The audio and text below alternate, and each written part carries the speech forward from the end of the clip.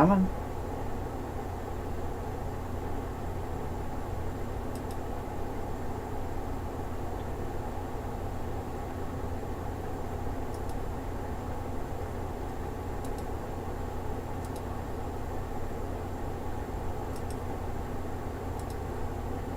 Alright, is that working? Okay.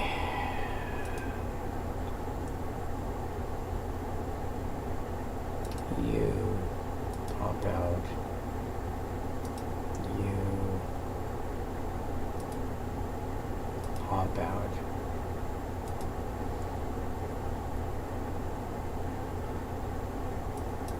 Whoops. I'm going to have some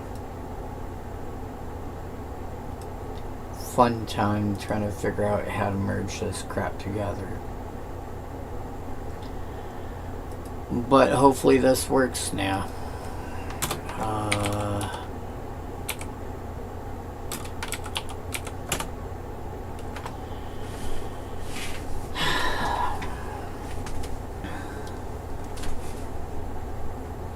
No idea what happened there.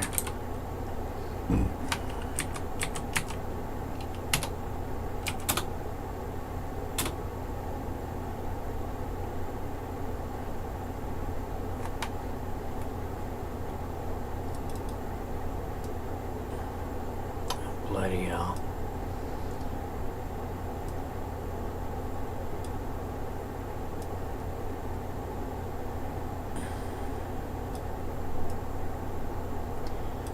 Sorry, trying to set stuff back up the way I had it.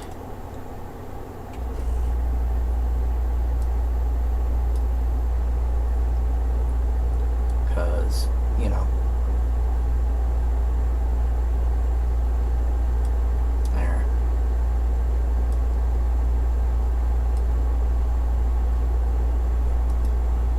Close that up for now.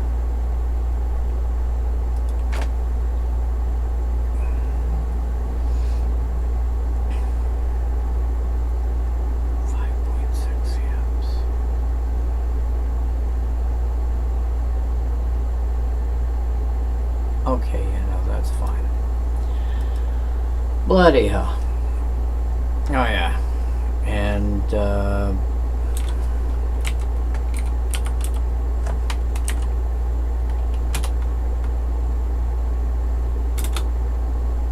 bloody hell. Give me a sec here.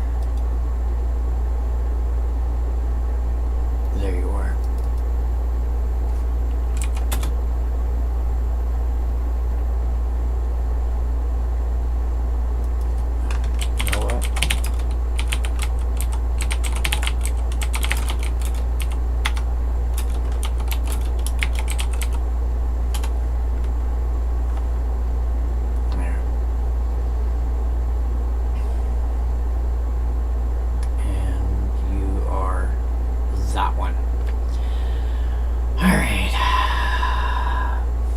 What the hell happened.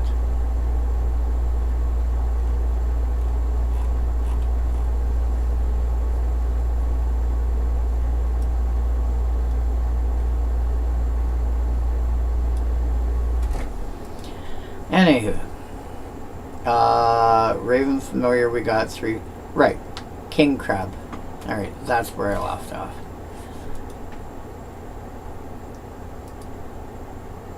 So, King Crabs, the thing I realized is, like I was saying before, green sees a lot of play by itself and in combination with other colors. So being able to take being able to take a creature and put on top of an owner's deck can actually do a lot. Now, this obviously has got a couple of uses. Just like any, return something back somewhere. You can either do it to somebody else's stuff. which is the general assumption that's going to happen here. Or you can do it to your own stuff. If you're doing it to somebody else's stuff, they attack with a giant dragon or whatever, it's like, haha, no. And that's one way of preventing damage is, it's not going to connect. But then what you can do is you can combine it with cards like Thragtusk.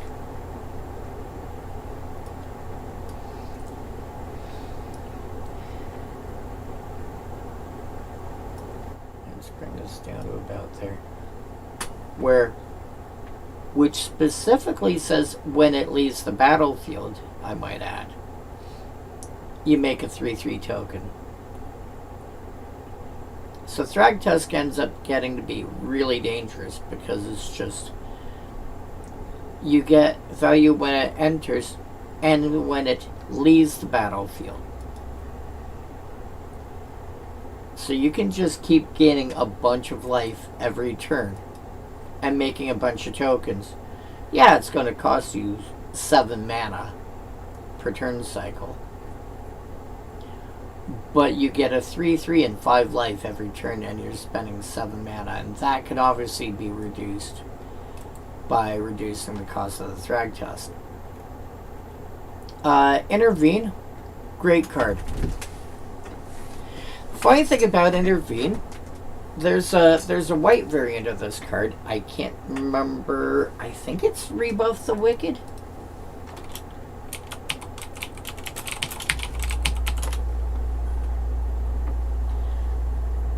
No, not Rebuff the Wicked. Not Dawn. I don't think it's Dawn Charm.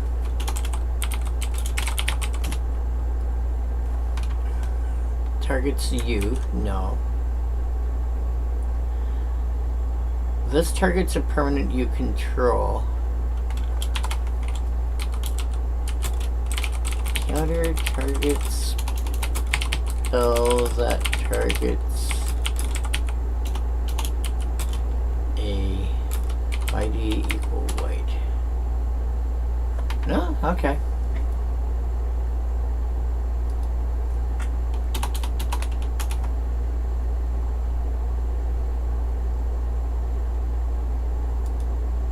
No? Okay.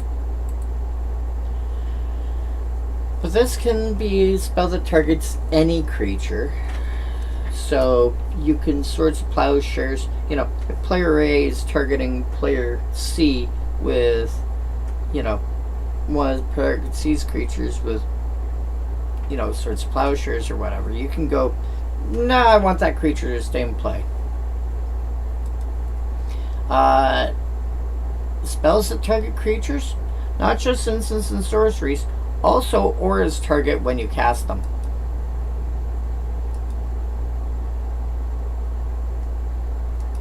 Which also means that if you bestow a creature, if you bestow something onto another creature, that also counts.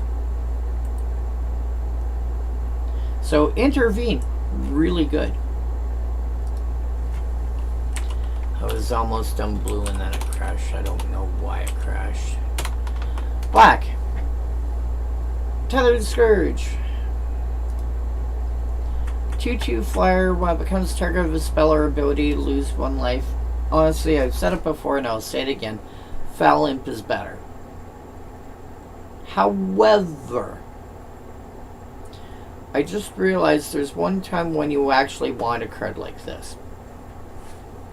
And just like I mentioned before about gaining life being, gaining a bunch of life at once versus gaining 1 life a bunch of times.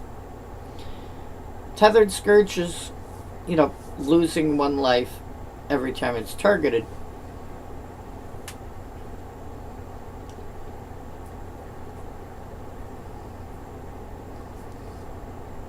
First of all, people are not going to target it. Like, if somebody's targeting it with something,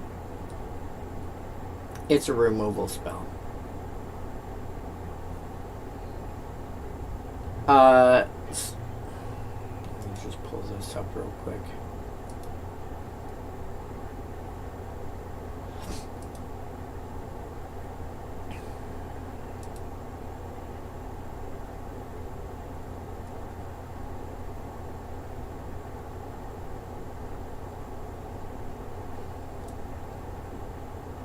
Sorry, given my computer's already crashed twice, I do not completely trust stuff right now.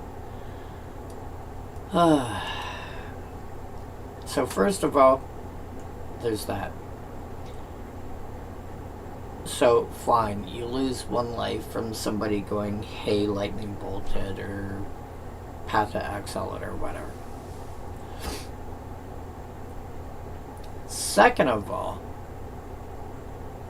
if it is going to get targeted multiple times, you get multiple targeting. You know, you lose 1 multiple times. There's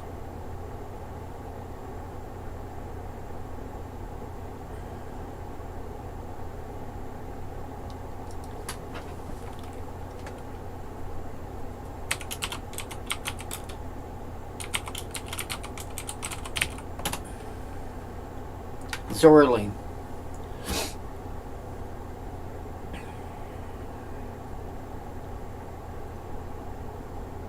Zorling is going to want you to play with. He's going to want you to play with life loss.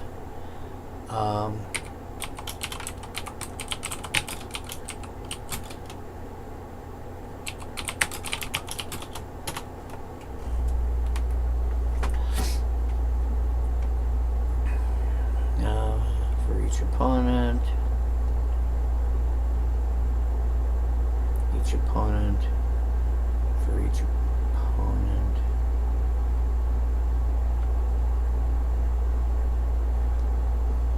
for each player who life. So Stefan, create a blood token for each player who lost life this turn.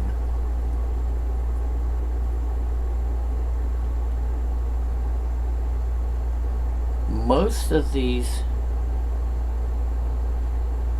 are going to turn around and say you know, are going to ask about opponents losing life.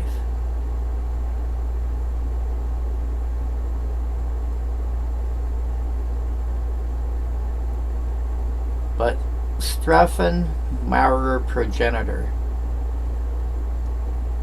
wants a player to lose life.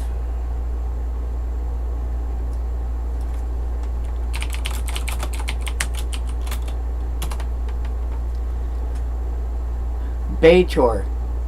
Baitor is the one I was thinking of. Return creature equal to the mana value of the amount of life you lost this turn.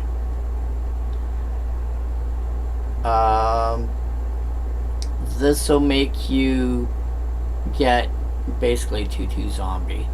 Not actually zombie, but might as well be a zombie. Rowan, Scion of War, lets you cast stuff cheaper, but for it, choose another target creature, put number +1 counters. Willow Dusk is going to make you, yeah, all of these are going to let you, do stuff with the fact that you lost life. So Tethered Scourge can actually find a home. It's rare, it's difficult. Well, it's actually uncommon. But it's not completely out of whack. Rank and File.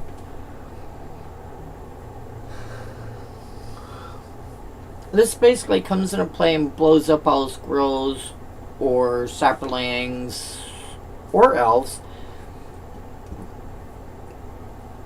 that don't have another buff going on. That's basically what this does.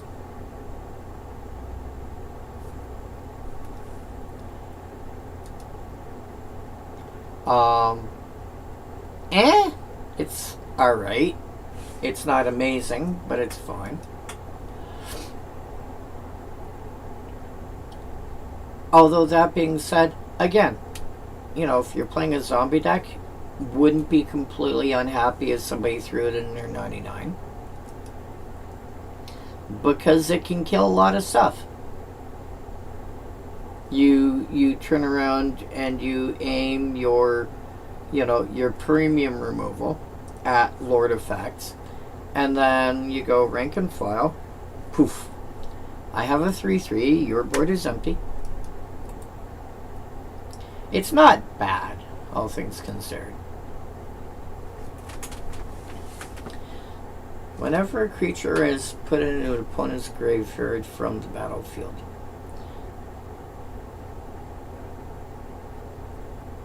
So, Lurking Scourge, 2 mana.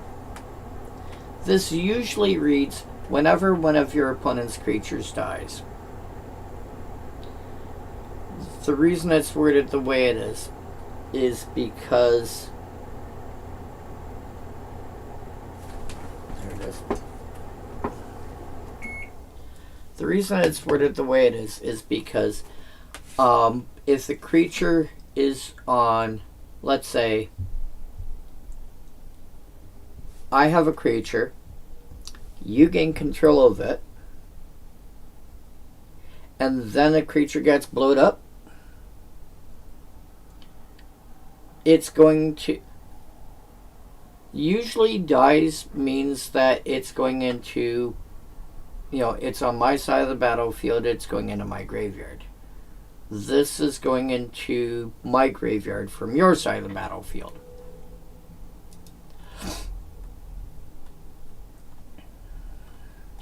But, as long as the creature hits the graveyard and it's going into somebody else's graveyard, this becomes a 2 mana 3/2 flyer. And it's just the waiting game. That's actually pretty good, and I am going to want to put that in my no, I've had to shrink this down a bit. Control home.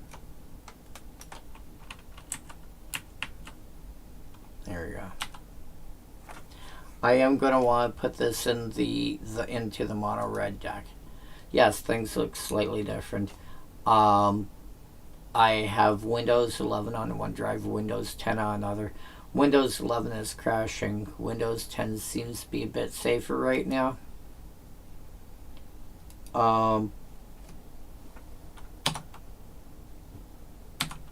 2 and 3.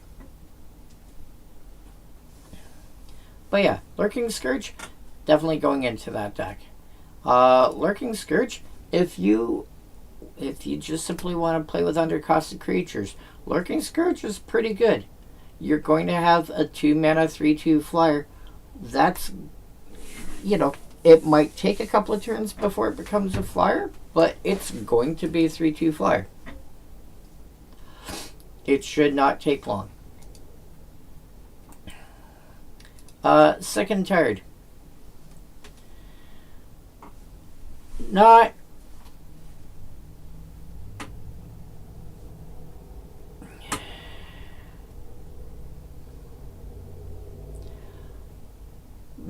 a great card.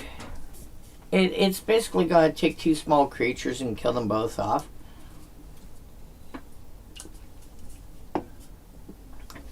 Anything that's bigger than like an X1, it's just going to be like, okay. If this was, 2 target creatures each get a -1/-1 counter, it would be a lot more playable, through all the proliferate shenanigans and everything else that you can do. But it's not really. I would easily put out of this row, I think Second Tired should actually be at the bottom. Eviscerator. 5 mana for 5/5 pro white. Enters and you lose 5 life. Okay.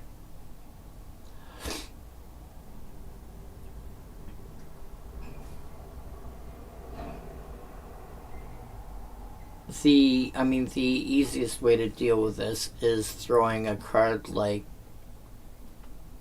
Vampiric Link or Basilisk Collar or what have you on it,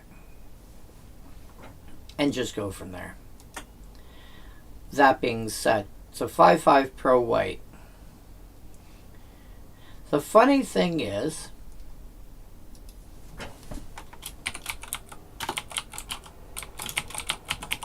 you have Isan's Shade, which is 6 mana for 5/5 with pro white. Triple black plus 3. This is 1 black less. When it enters, you lose 5 life. But because this is a 5 mana creature, this is a lot more playable. It's literally the same thing, except, oh, and the fact that Isan's Shade is a legendary creature. Personally, I still prefer the OG art, but I'm not saying, I'm not saying this art is bad. I'm saying I prefer this one.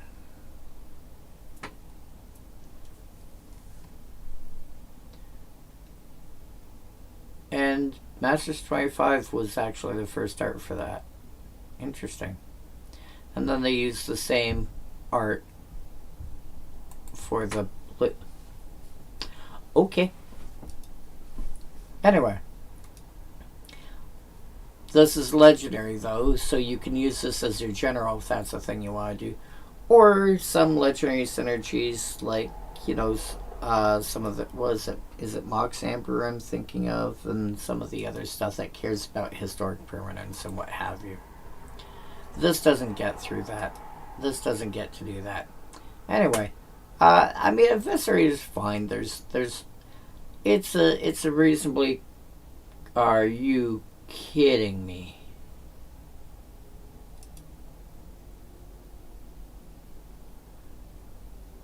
What on earth? That was Twitch.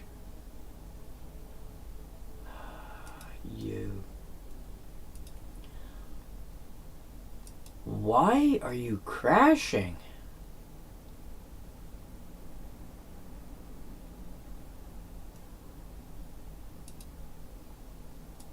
Pop out. I don't get it.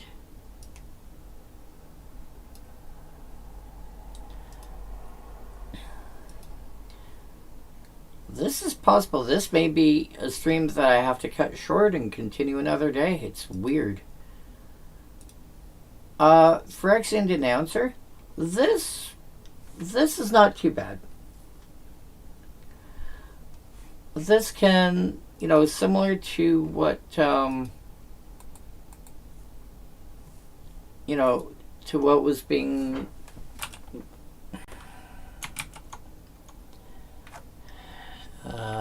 similar to what was being suggested about the expendable troops. Block 1 creature and decide to kill something else. Phyrexian Denouncer can also be used similarly here.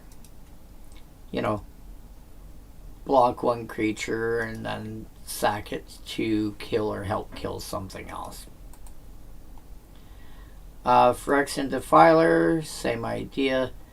It's just, the -3/-3 is actually likely to kill something else. I would... Giant Cockroach, 4 mana, 4/2 with, with no abilities whatsoever. I would put this out of this entire row. I'd put the Cockroach at the bottom. The rest actually do something. Phyrexian Debaser, 4 mana for a 2/2 flyer, which is not terrible. Tap and sack it to give creature -2/2 till end of turn. You know, this is more likely, like, the Defiler and the Debaser are fairly similar in terms of power level, in my opinion. You know, they're actually likely to get through. Like, the Defiler is just going to brute force its way through a lot of combat. The Debaser is going to swing quite often for a bit. But yeah, I'd put the Cockroach down here. The Debaser and the Defiler, yeah, being pretty equal, I can see that. All of the... Apart from the Cockroach, I could see myself playing with any of the rest of these. The Phyrexian Broodlings, I think I have this in my mono black common stack. I know I've considered it. Visual spoiler. And this is sack a creature. So this would be sack to me. Yeah, Phyrexian Broodlings.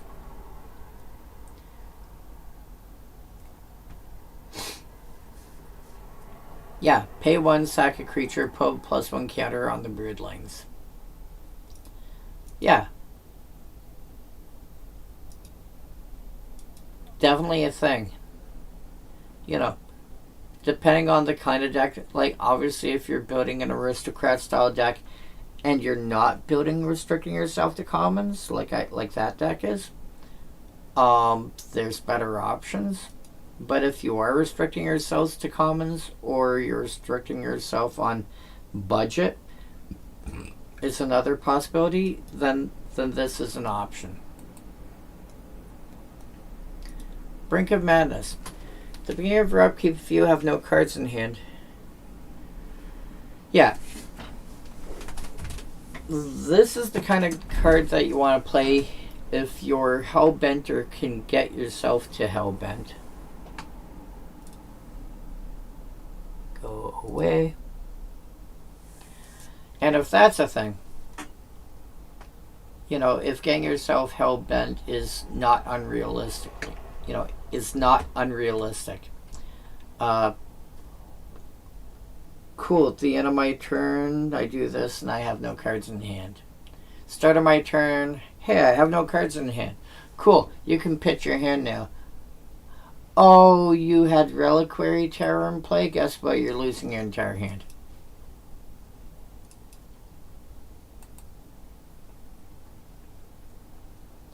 That's when you get to troll somebody for having too many, you know, for being greedy. That being said, you know, I would... A deck like Waste Not, you know, something of that nature, building around the idea of Waste Not or Aclazotz. I can see that being a thing here. But, yeah, Brink of Madness, if I'm not building, yeah, I probably wouldn't.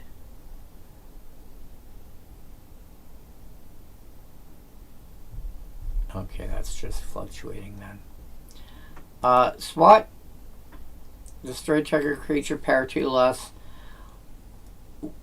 The only thing that makes me have any interest in this card is that it's got cycling. Other than that, at 3 mana, no, I can... It's easy enough for me to just kill a creature at 2 mana nowadays. Usually still going to have some kind of restriction to it, but I mean, Cast Down, for example. You know, which, you know, we mentioned earlier, and it's like destroy target non-legendary creature. This only came out in Dominaria. How did we end up with a... Oh, that was CLB 2018. Oh. Interesting.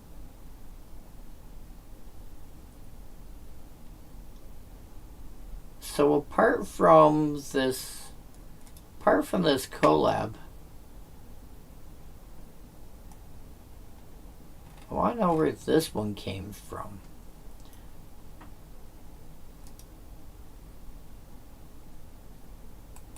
But apart from that, we've already had 2 different arts for it. Weird. Anyway, yeah, it's fine. But again, for actual removal, there's better options. I think you might even be able to XL for 3 mana nowadays. And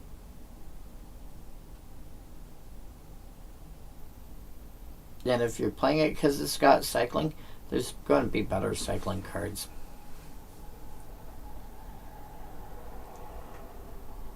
Red cards. Red card. Do do do do do do do do do do. Fusion Obey. 4 mana, 4/3.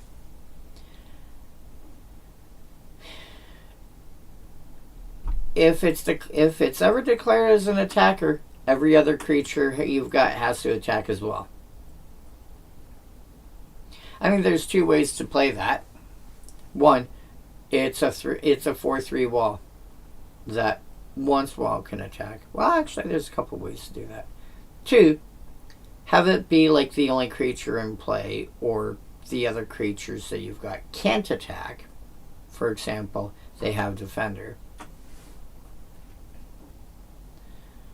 Or C, just take what it says and find a way to embrace it. Ishin might want a card like this. You know, when you've got other creatures that have attack triggers.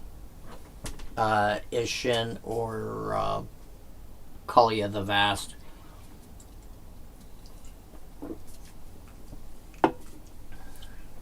Actually,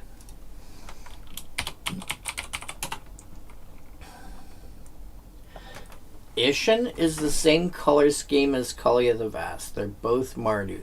So have Ishin as your general, Kalia as Kalia of the Vast in the 99. Ishin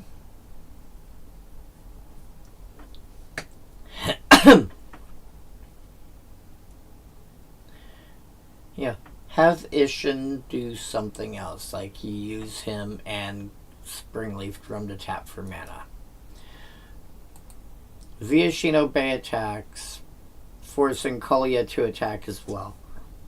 Kalia attacks, you get 2 of her trigger, dropping 2 creatures into play for free that are tapped and attacking, any of which can be angels, demons, or dragons.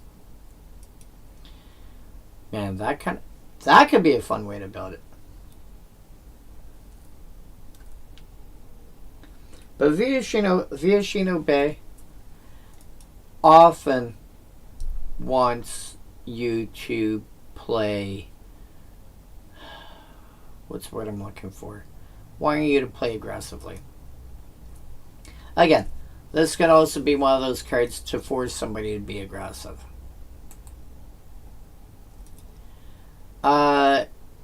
Get to Fire Eater. 3 mana for a 2/2. Tap and sack it to deal damage equal to its power to any target.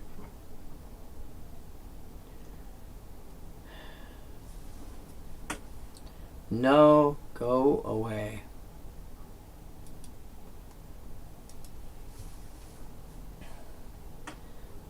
So what you ideally want to do is find a way to pump this.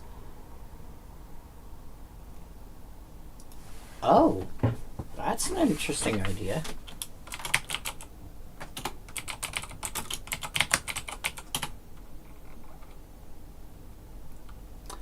Draconic Destiny, throw that on it.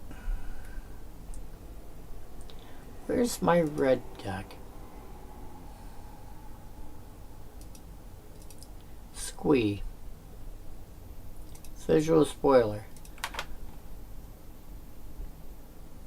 Crown of Flames, Draconic Destiny, Escape Velocity, Fiery Mantle, Undying Range.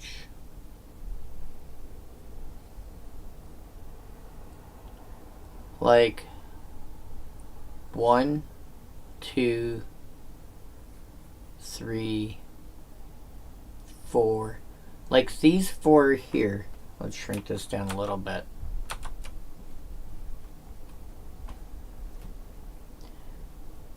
Like move, get to fire breathing, and basically from here across I could see going into a deck that did that.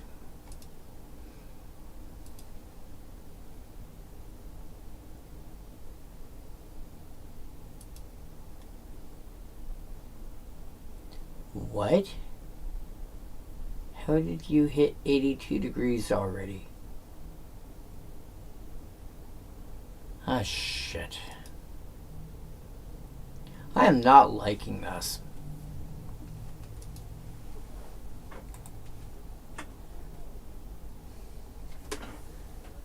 Something is definitely wrong.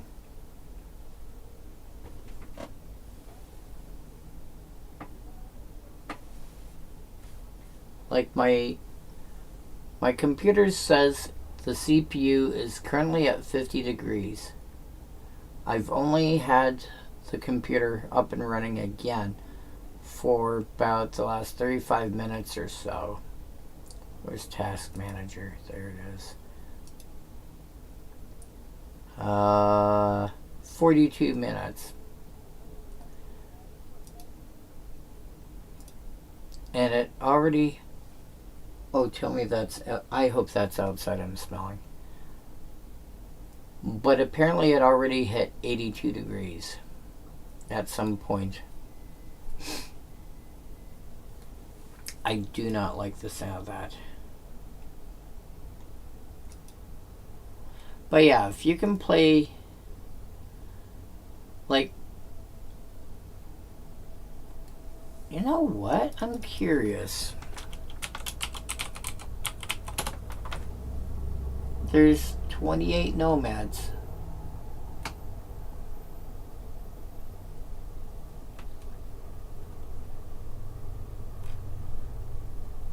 Sort by color. Bunch of whites.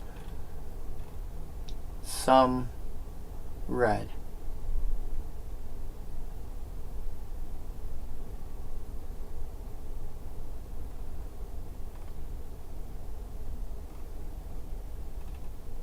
You have a black activation. Alright. Mardu. You'd have to leave these 2 out.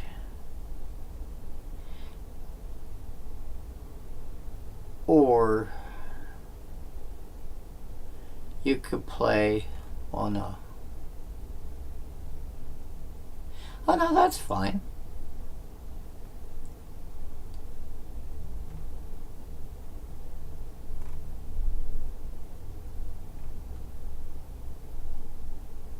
So you could play white, red.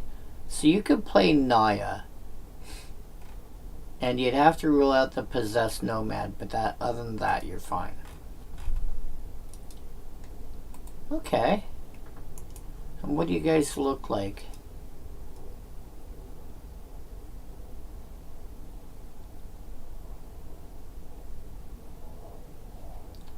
You'd want some amount of threshold.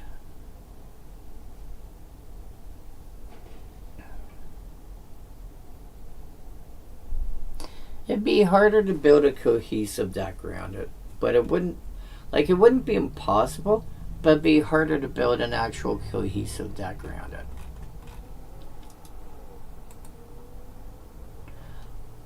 It's a challenge, right? But yeah. I mean, that would definitely be playable there. Parch. Parch, I think, is actually a decent creature altogether. This and, like, Thunderbolt.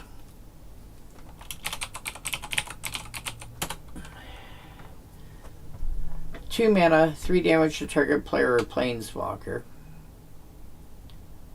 Or 4 damage to target flyer. Parch, 2 damage to any target. 4 damage to target blue creature. I mean, I think they're both quite playable. The question is whether or not they're playable in Commander. I think Thunderbolt is more playable because I think you're more likely to see creatures with flying than blue creatures. But by the same token, it does have the worst case scenario ability of like 2 damage to any target. And 2 damage is enough to actually kill some things. It can also take the last couple of counters off, off a planeswalker, or help flip a battle or whatever. So yeah, okay, Parch, I would say playable. Pygmy Pyrosaur, I love this card.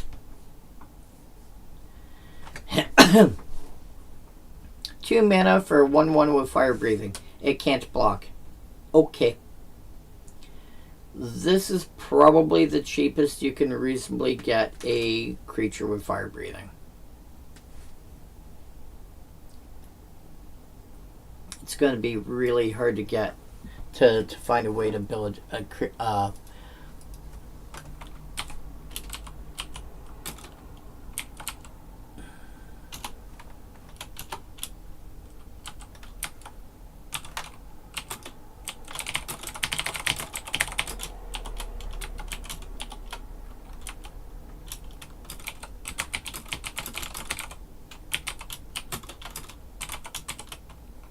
mana value less than, let's go, mana value less than 4 and ID equal red. Sort by mana value.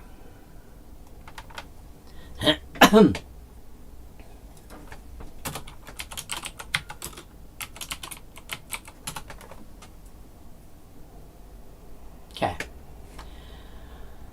Bellows Wizard. 2 mana activate. Fire Drink Satyr, 2 mana activate, and deals 1 damage to you, and whenever it's dealt damage, deals 1 damage to you. You're an aura, you don't count. This is a 0/2. This is actually the cheapest you can get. But with something that's got at least 1 power? Oh, Lightning Berserker. Okay.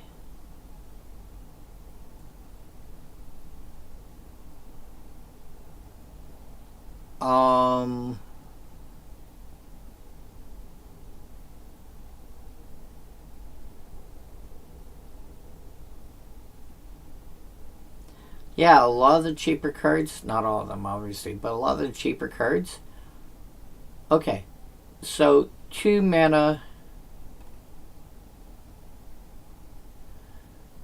So Pygmy Pyrosaur, if you can get away with taking the can't block off. Even at common, because you start seeing things like Firebelly Changeling. Oh, you can't activate no more than twice each turn. That being said, a lot of them are going to be 2 mana to activate, but they'll have like a compensation, like being a 2/2 or something instead. For 1 mana, you can actually get Flamekin Brawler, Lightning Berserker. Basically just those. Alright. So yeah, at 2 mana it's not unreasonable, but there are better options, but it's not completely unreasonable. Okay. Get to Fire Slinger.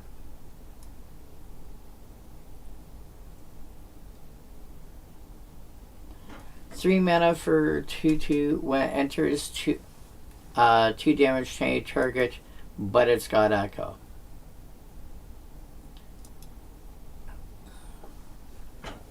I think nowadays you can probably get the Echo taken off. I know there's also that card that's got, was it Vanishing, and comes, is it Killed Marauders?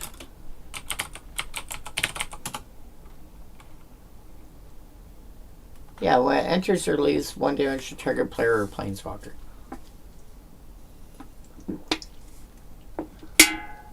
Vanishing of 2 for 2 mana 3/3. Okay. The heck is that?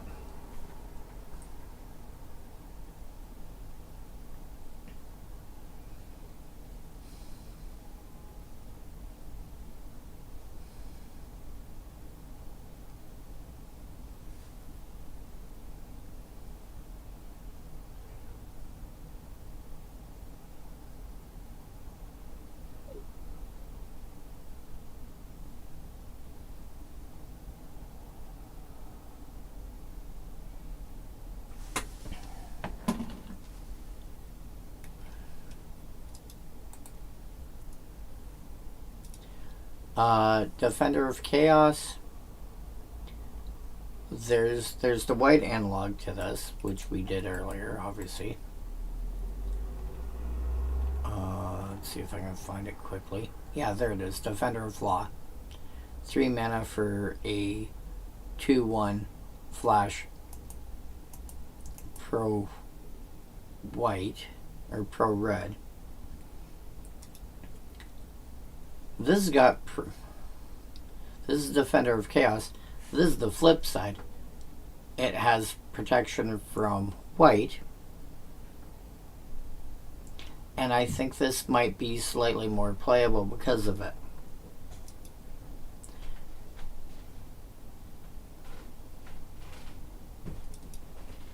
So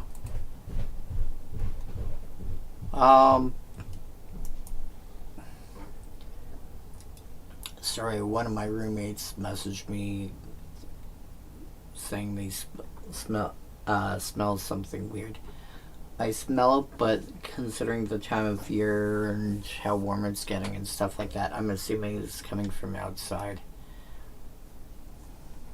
I'm hoping it's coming from outside.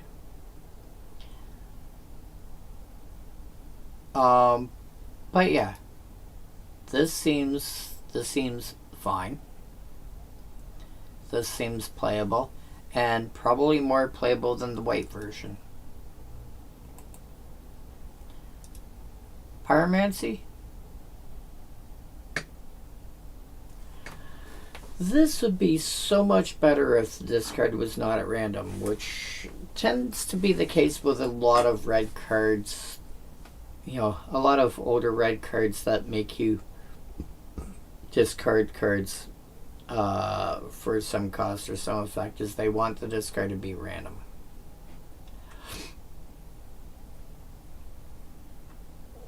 So what you tend to want to do is you tend to want to manipulate your deck, your hand in such a way that you've only got higher mana spells in your hand. And then when you discard it, you're hitting for like 6, 8, 14 damage or what have you.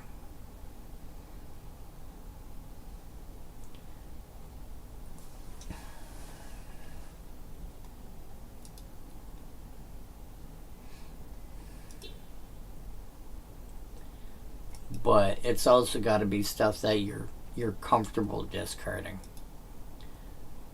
So, harder to build, because of the random discard, it's harder to deal with.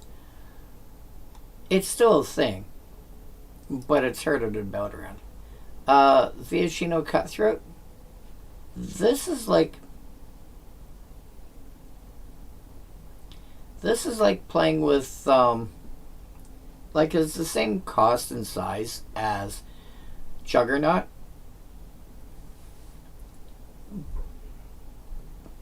but instead of the rules text that Juggernaut has, which is, I think, it has to attack every turn and it can't be blocked by walls, this has got haste, but it comes back to hand every turn. So this is basically, you're paying 4 mana every turn, dealing 5 damage by getting it back to your hand. So it's kind of like a recursive burn spell that can be blocked.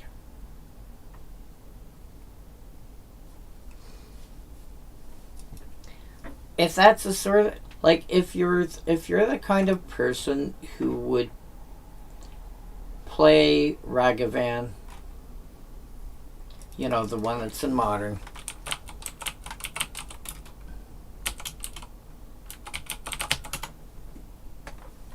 Ragavan Nimble Pio for, oh wow, you're down to like $30. Nice. If you're the kind of person that would play Ragavan, that's funny. If you're the kind of person that would play Ragavan by dashing it every turn,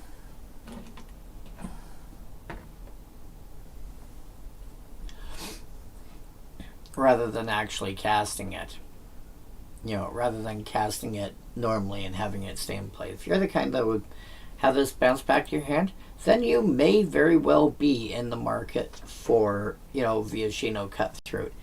And you could actually build a deck around that. You'd end up having to generate a bunch more mana than usual because you'll be recasting this stuff on the regular. But that's an option. Rack and Ruin. I find it hard to believe you couldn't find 2 artifacts to blow up with this.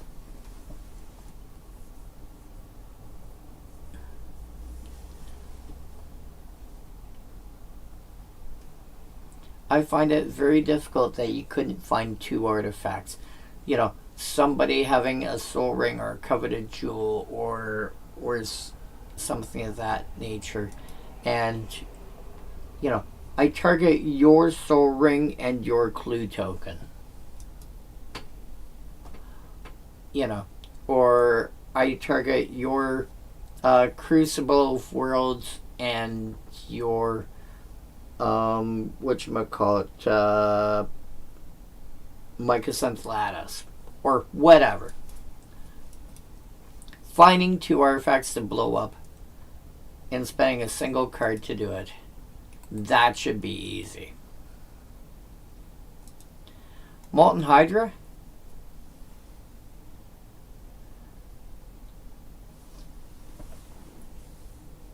If you're playing Hydras, you really should be playing this card. Because, first of all, a red card that just allows you to straight up, I'm going to just spend mana and put more counters on it. Like, just after a card is already in play, being able to spend more mana just to put counters on is really, really nice. And it doesn't say do it only as a sorcery, so you can do it at any time. Cool. It's about to be my turn again at the end of turn. Yeah, I got an extra 6 mana. I'll put 2 more counters on it.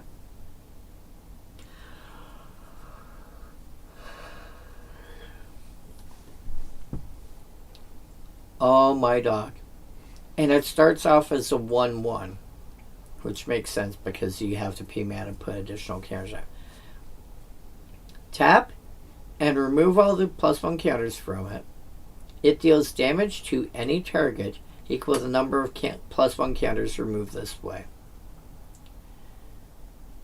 So if you remove 6 counters from it, it's going to deal, it's going to deal 6 damage, which of course can be increased via, your typical fiery emancipations and your, I think, Torbrand and a few other legends have similar abilities and what have you.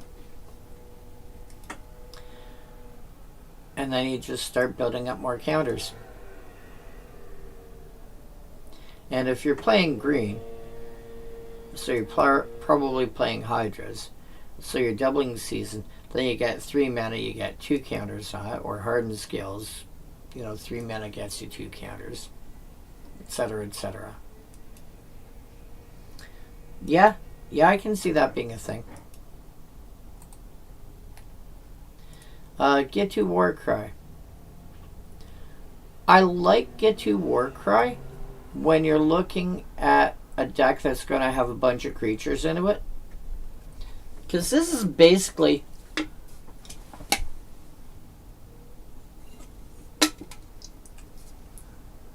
The fun thing about Get to Warcry is it's target creature, not target creature you control. And this is going to be a common statement, I'm finding with especially a lot of older cards. Older cards quite commonly say target creature, not target creature you control. And as a result, it allows for more political shenanigans. It also allows for some really weird shenanigans. Like when you have,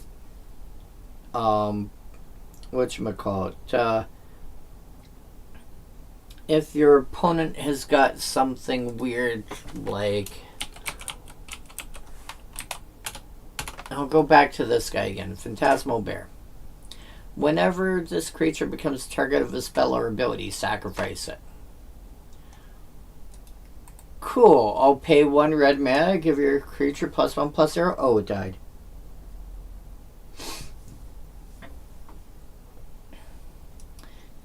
The drawback of playing, Illusion Tribal based on Phantasmal Bear, Phantasmal Dragon, all that other stuff, is if you don't have an effect like Lord of the Unreal out,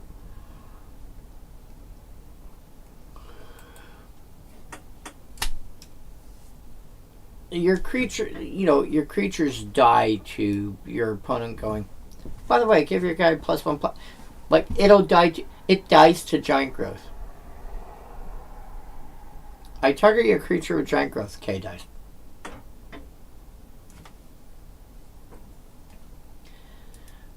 But again, this can also be used to, you're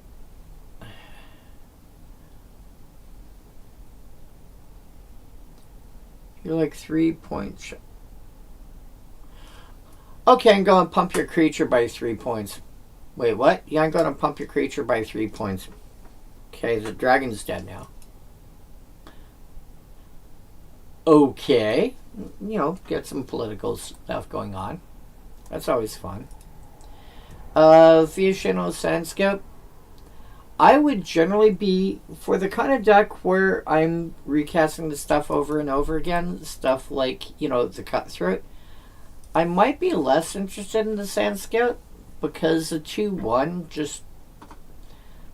The fact that it's, a 2/1 with haste is nice, but it comes back to a hand at the end of turn, and I don't want to be paying that extra 2 mana to do 2 damage, and then it's going to die in a couple of turns.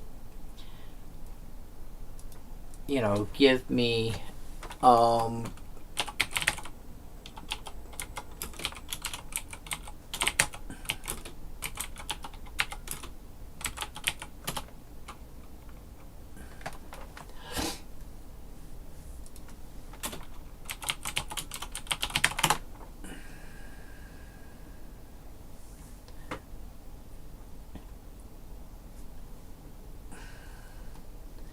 Ash Zealot.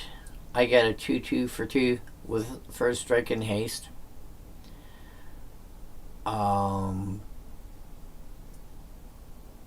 Bloodthirsty Adversary is a 2/2 with haste. Cunning Coyote is a 2/2 with haste. Devoted Duelist is a 2/1 with haste. I'm even ignoring the stuff that has like activated haste or this, that, whatever. I'm just saying like a 2-power creature with haste for 2 mana. Earthshaker Kenra's is a 2/1 with haste. Emberheart Challenger is a 2/2 with haste. Felden is a 2/2 with haste. Fugitive Codebreaker is a 2/1 prowess haste. Goblin Warrior Buggy, yeah, go away. Technically, yes, but yeah, go away. Loyal Apprentice is a 2/1 with haste.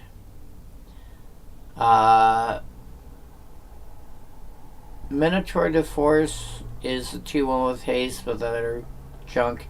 Nest Robber is a 2/1 with haste. Prowcatcher Specialist is a 2/1 with haste. Reckless Pirate Surfer is a 2/2 with haste. Red Herring is a 2/2 with haste that has to attack each combat. Resilient Roadrunner is a 2/2 with haste and protection from coyotes, which is hilarious. Which also means, as I've said before, hey, if you have a creature type, you have all creature types, you're also a coyote. Robber the Rich is a 2/2 with reach and haste. Speedway Fanatic is a 2/1 with haste. Valley Dasher is a 2/2 with haste. Almost every single one of those I would play before I played the Sand Scout.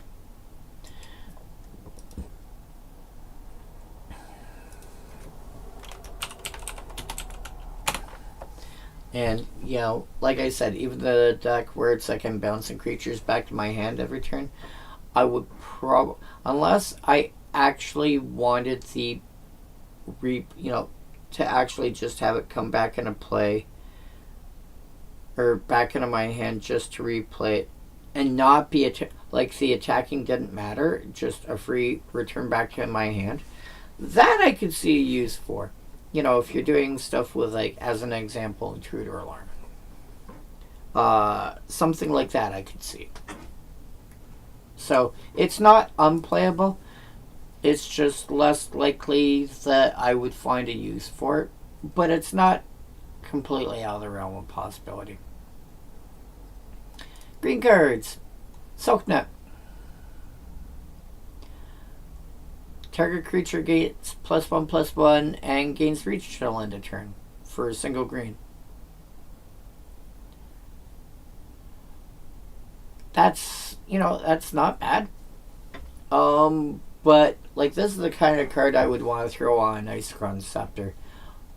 But that being said, for something like that, Spider Silk Armor is just so much better for that. Because realistically, the real reason that you're playing that card is to give something reach. For an extra 2 mana, give all your guys reach.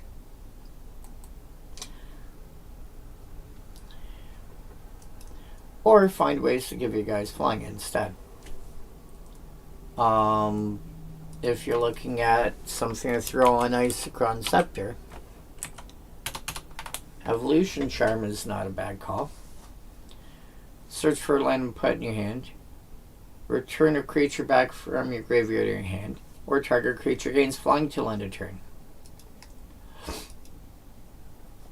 Not an unreasonable card in any of its modes. I would probably rather play that if I want to worry about flying creatures. That or Spider Silk Armor. I can understand why you're at the bottom. You have a Scion? 5 mana for 4/4 pro artifacts. The big thing that I see this doing is the fact that you can't equip it. It can't have it can't be equipped. Somebody tries to put an equipment on it, it's like, well, if it's being targeted with, if somebody's trying to target it with equipability or with brass squire, can't target it in the first place because it's coming from an artifact. Is something tries to attach it to the scion, like magnetic theft, okay, it comes over and it falls right off because protection from artifacts. It can't be equipped.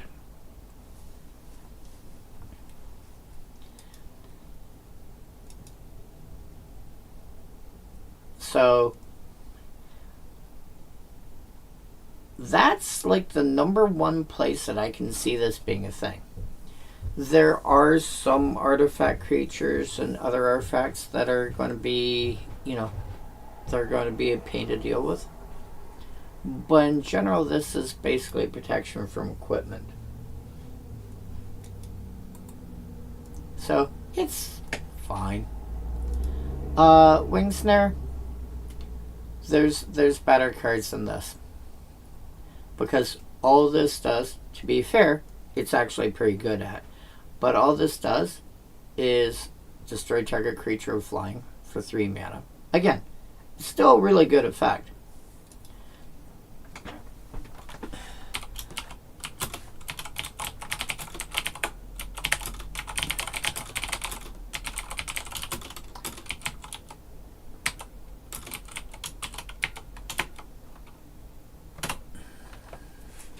But sort by mana value.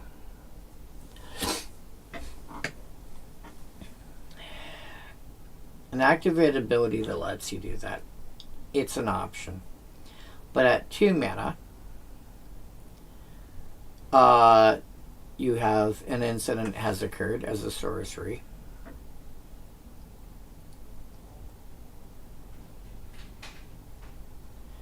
Bamboo Archer, you can channel it to destroy a flyer. Foul Strike, destroy target creature with flying for 2 mana. Paw Patch Formation, destroy 3 different options, one of which is destroy target creature with flying. Plummet, destroy target, like just straight up. Sarkhan's Resolve, cross between Giant Growth or Plummet. Aerial Predation is an instant Wing Snare that also gains you 2 life. By the time you're hitting 3 mana, you're getting a bunch of destroy target creature with flying and some kind of bonus added onto it. Tornadoes up, bonus as well. First it's an instant, second it's got cycling. Sagittarius Volley deals damage, deals 1 damage to each of your opponent's flyers. Pistol Strike deals, gives its controller poison counter, etc., etc., etc. So, yeah. If you're considering playing Wing Snare, you have much better option. Like, there's 16 cards. I don't like playing uncards, but an incident has occurred. I see this as destroy target creature with flying. You may apologize if you do gain 3 life. So apologize, destroy target creature with flying, gain 3 life for 2 mana.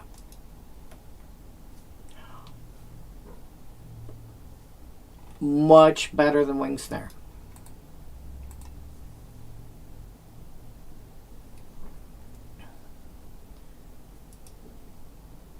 And you only have 7 art, so I can't build an artist deck based on you. You also basically just did what set are you? Portal Second Age and Legacy. Dark Watch Owls, 3 mana, 2/2 Pro Black cycling.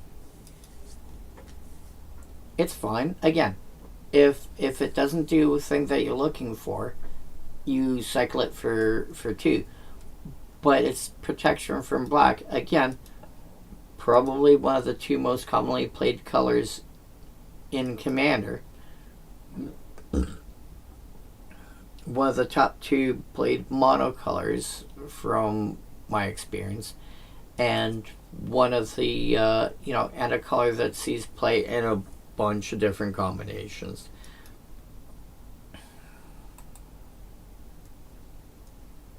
Yeah,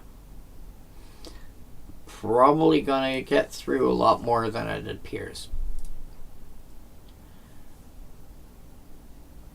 Gang of Velk.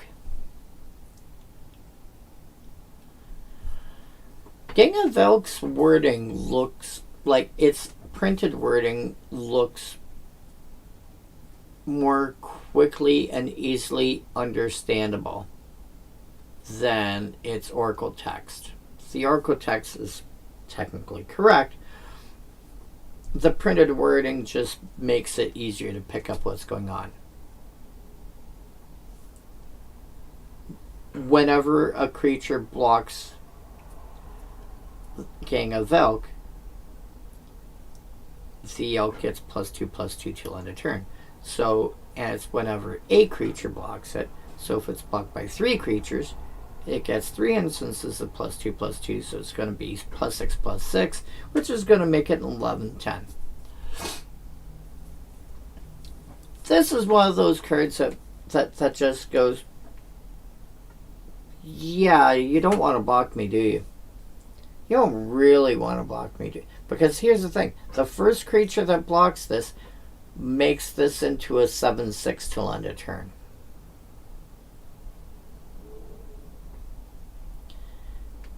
If your opponent is playing with a group of 3/3 creatures, the first creature that blocks is going to make it into a 7/6. The second creature that blocks is going to make it into a 9/8. The third creature that blocks it, 7, 9, 11, 10. The fourth creature that blocks it, it's going to take 4 3/3 creatures to actually kill it. 4 of them. Just think about that for a moment. And 3/3 is not, I mean, it's not exactly a small creature. It's going to take 4 3/3s. That's a hill giant. Yeah. That is going to push through a lot of damage, and your opponent, and if they're blocking, don't even bother trying to. The funny thing is, if your opponent blocks with like 1/1s and 2/2s, barring an effect like Death Touch, if they're blocking with like 1/1s and 2/2s, if they're 2/2s, just let them block with as many 2/2s as they want, and it will eat them all.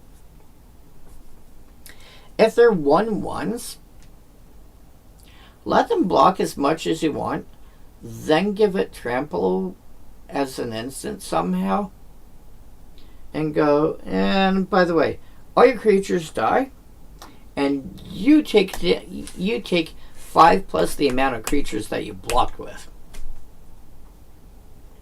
Yeah, let's do some math. Wait, but yeah, that's dangerous.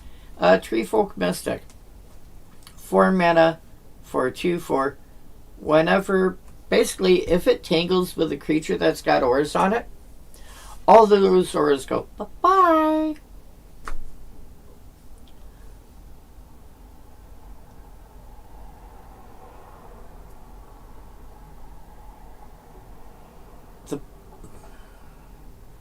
Again, another one of these cards where if you're going to play this card, I say good for you. And not in a sarcastic way. People like doing stuff like loading up their creatures with Urza. You know, I'm playing Zur the Enchanter. I can't this. Okay, fine. 3 Folk Mystic. Maybe I throw Nemesis Mascot, so you have to block it. I check. Okay, I block with Zur. Cool. All the enchantments fall off. What? Yeah, all the enchantments fall off. But they all fall off. It's not my fault.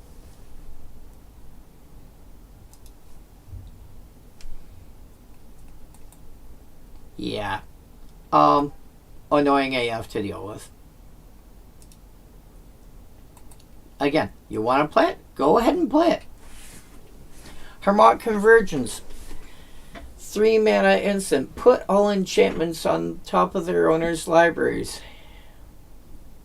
Again, what I said before about the number of enchantments that see play in Commander. It's not unreasonable for... I would say it's not unreasonable for the typical player to have 2 or 3 enchantments of some sort in play.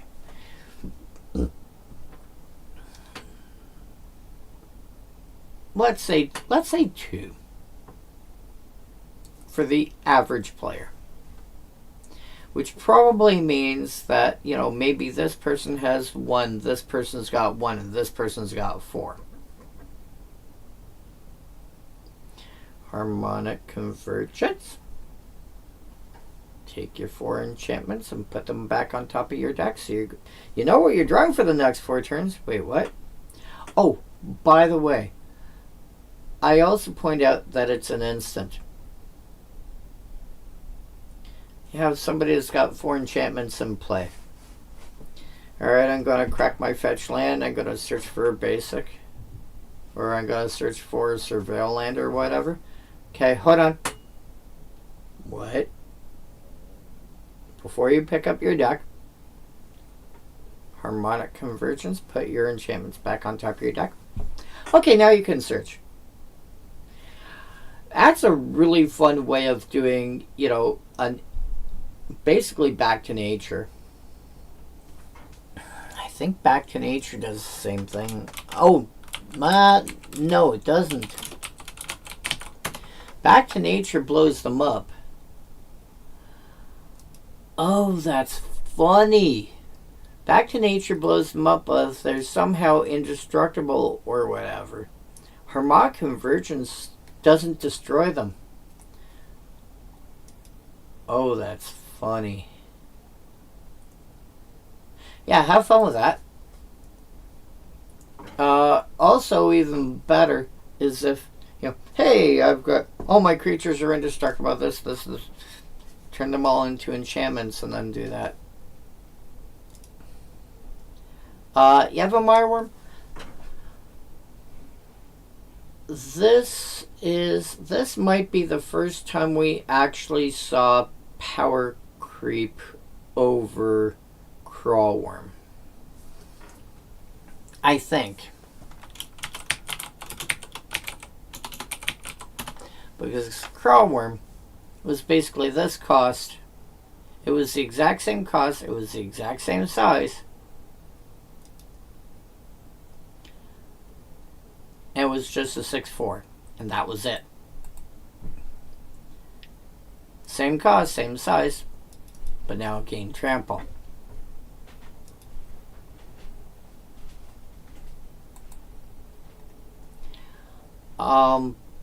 Now there is better than that. There is better than that by now. We have, whatchamacallit,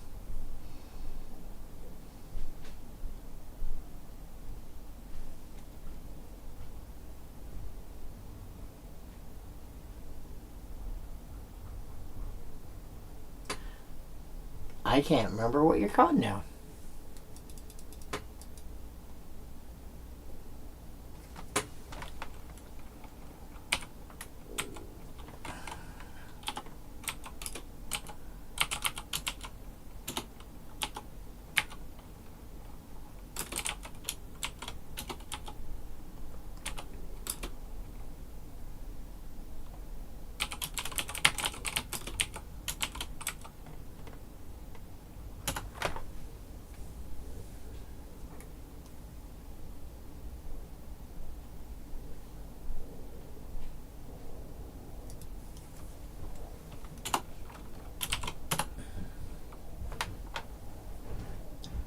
Colossal Dreadmaw.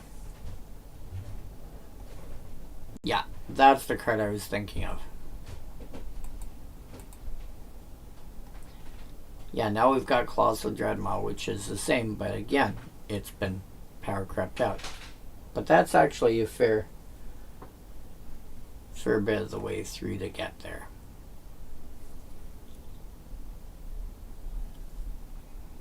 I mean, it's still an okay card. It's just we have better options now.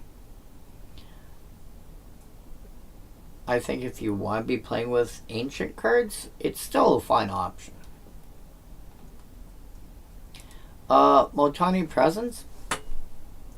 Again, one of those cards that if you want to go play it, go ahead.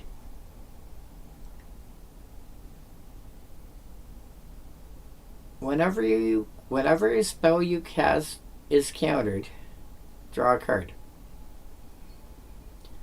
This, I think, not unreasonably, can draw you 2 or 3 cards a game for a single green mana. I think that is a reasonable consideration. So, yeah, it's still fine. It's not crazy amazing, but it's fine. Obviously, if you're playing in 60 card formats, maybe a couple of these in your sideboard, and dropping into play on turn 1 is kind of good. But yeah, in Commander, I think it'd still be fine. It should and it's any spell. It's not whenever, although it has to actually get countered. A spell that doesn't resolve. Yeah, a spell that doesn't resolve because its targets are illegal isn't countered. So this ability won't trigger. This is a change from previous rules.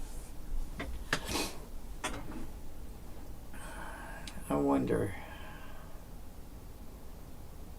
Tawny's Presence isn't countered. It used to be what was called countered upon resolution. Did they change that?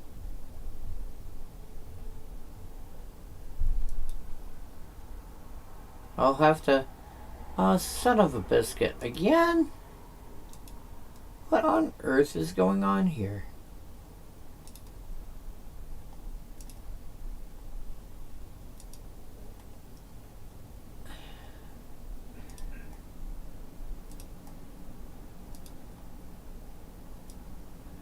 I swear, my stream does not want to listen to me tonight.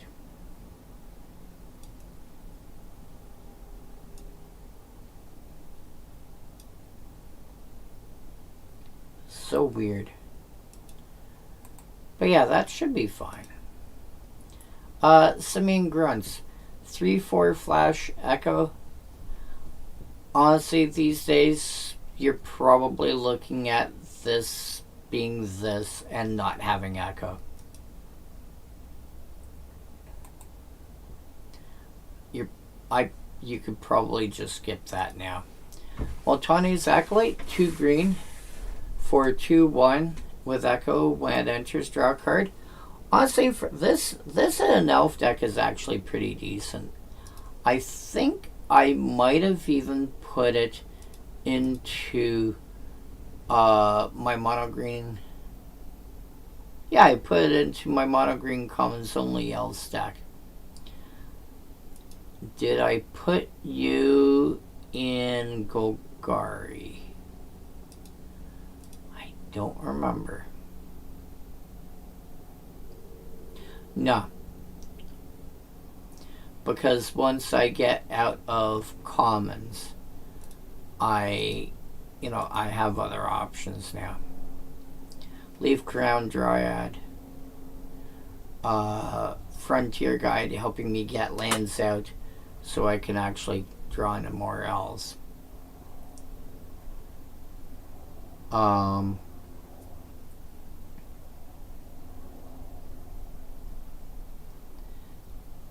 Huh. I don't have Elvish Vanguard in, or not Elvish Vanguard, Elvish Visionary.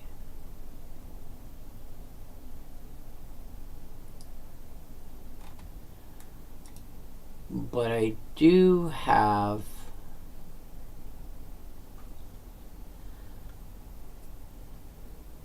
I don't? Land of War Visionary. Weird.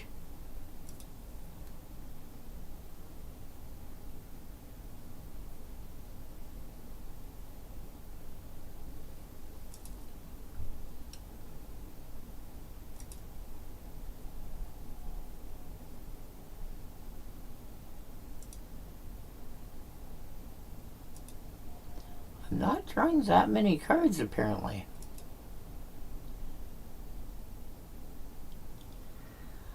Overwhelming Instinct lets me draw. I do have some cycling, not a lot, but some. That's interesting. Huh.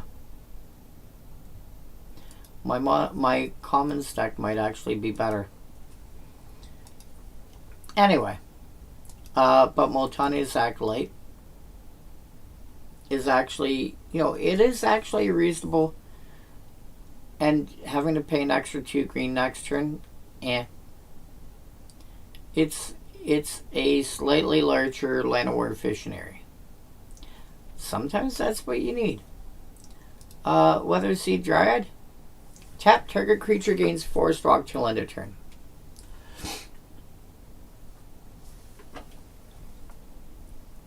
Again, so target creature gains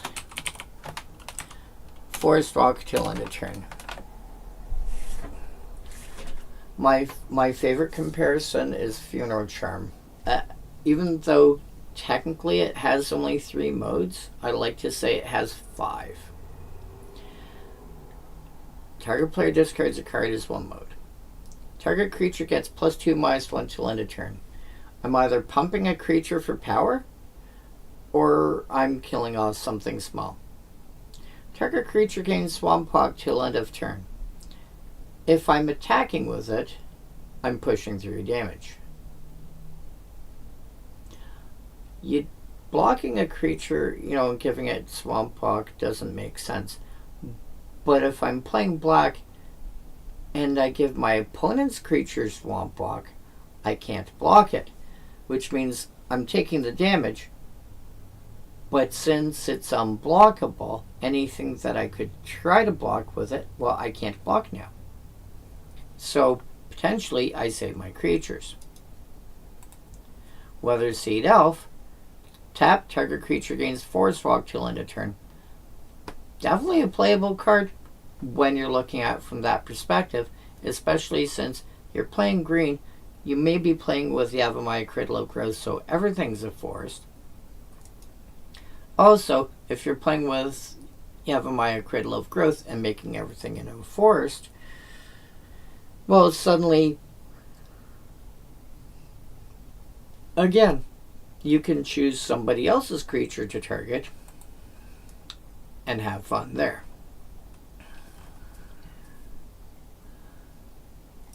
So yeah, that, and plus it's an elf. Have fun with that option as well. So,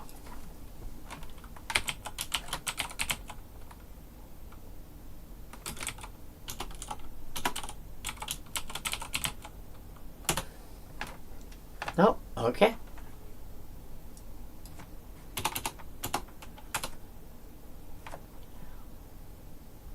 Cool. Colored artifacts didn't exist yet. Let's go through. Do you mind? Let's go through these first few artifacts. Let's just do, just do 8. It's probably fine. 18 is a bit more than I want to do right now. Thrend War Machine.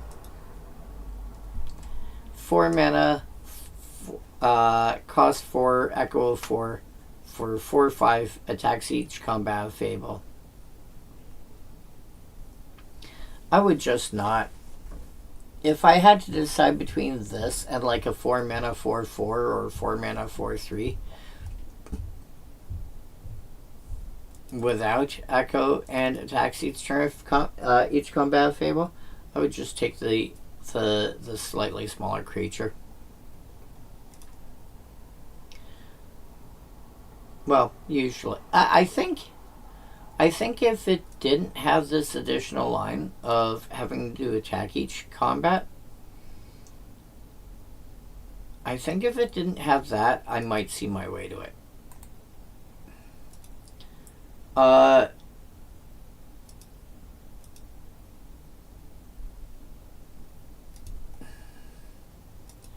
Threat and weaponry, again, proto equipment.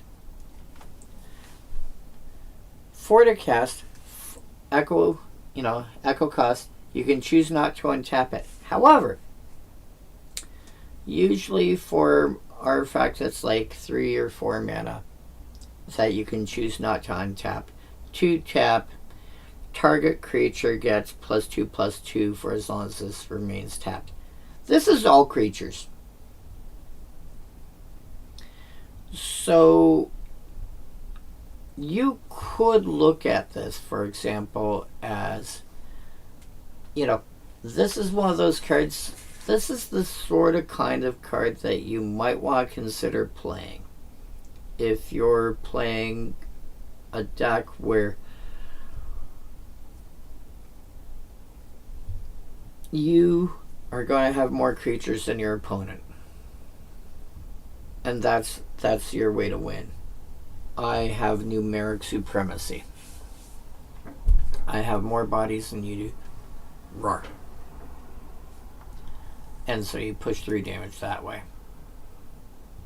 And threat and weaponry? Cool. I have 12 creatures. You've got 3. You're getting +6/+6. I'm getting +24/+24.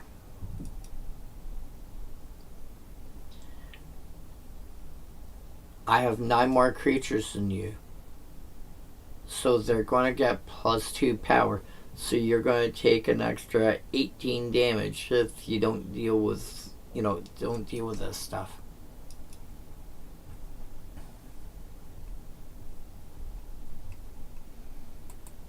So, yeah, threat and weaponry might actually be a consideration, which I understand why that's above the Thran War Machine.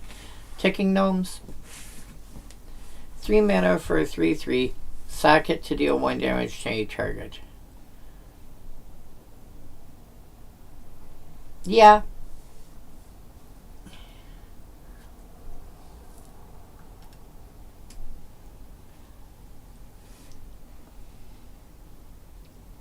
This is basically like another Mog Fanatic but this one's like bigger and has an echo cost. But yeah. If you're looking to do some weird, there's some weird loop involving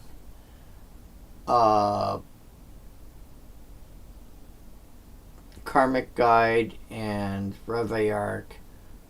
Now, if you plan on doing something like that and reanimating Mog Fanatic, you might be able to pull off, depending on how things. Well.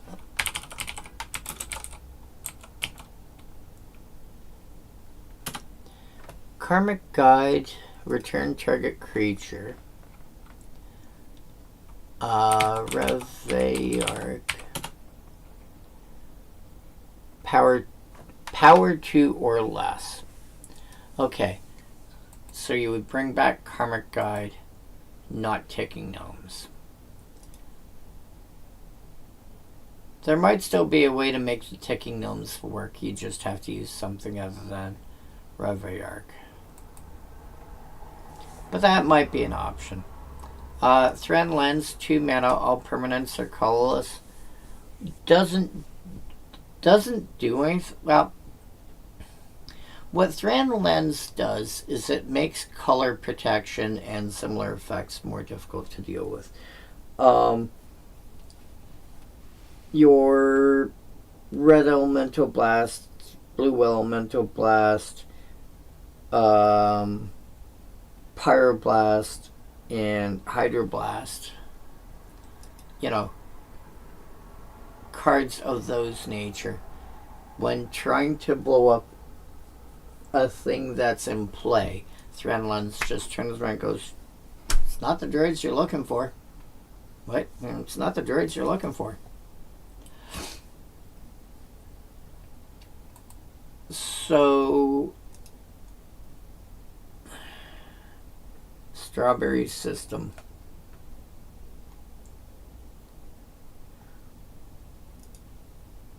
Are you sure?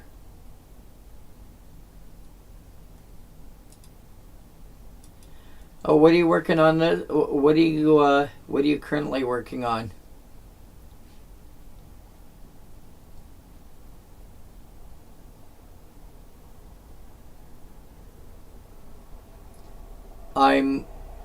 I myself have got that. Let's build one deck for every color and color combination thing going on. So, I have a few decks that I'm working on. But people that know me also know I like building weird stuff. So, like, I have a mono blue deck. I have it built that feels like a mono green ramp deck. I'm not decking 80 or sword decks with commanders that suit the fighters in Smash Bros. Oh god. Wait, how do you net deck those? Like, are you talking stuff like, Kirby and Link and Mario and all that stuff?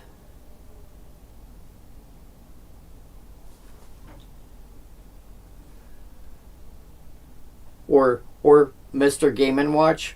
I feel weird that I know what Mr. Game & Watch is.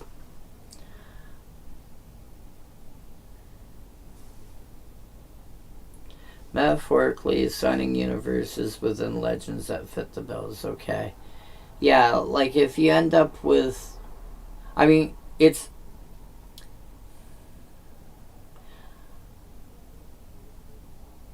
I know in at least one version of Smash Brothers, or Super Smash Brothers, I think it's called,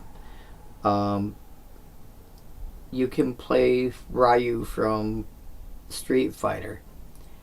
And so that at least you've already got an option. But man, try and go through that sort of thing for 80 of them? I don't envy you the task. My biggest problem would be trying to figure out what kind of decks make sense. No, sure.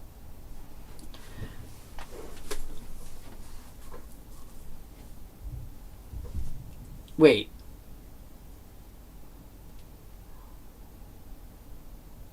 Hold on. You're saying universes within. So does this mean that every character from that game, you're taking a card that has a universes beyond printing, but you're taking the universes within version of it? Or are you just saying that the universes beyond cards, for lack of a better wording, don't exist, and you're just using, like, if you want to use one of those kind of cards, you're taking the... Okay. So you're kind of pretending that the universes beyond cards don't exist. But if there's a universes within version of that card, you're okay with that? Is that what I'm understanding? Or you just assume? Okay. Okay. Because the other option is, the other way of handling that is, you know what? That entire stuff just doesn't exist altogether. Go away. As a friend of mine would put it, that stuff can just go find a hat somewhere. And yeah, that I can, like, either one I can understand. But yeah, that would be interesting. That would be a challenge. I think the first thing that the first thing that I would do for something like that. I don't know how you're planning on doing it. The first thing going through my head is basically, okay, make a list of all the characters. What color schemes make sense for those characters? And then, like, what kind of, like, what would the, what's the word I'm looking for? More than just saying what deck style it is, but what's the gimmick is probably how I, what would the gimmick of a particular deck be?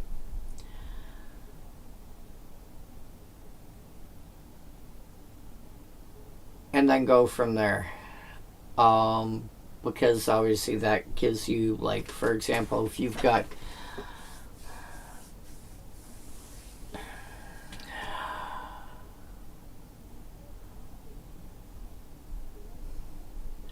Mario, I feel I would probably want to build it more like Feather, but that's probably me. That being said, another option would be Mario. I could also see being equipment based.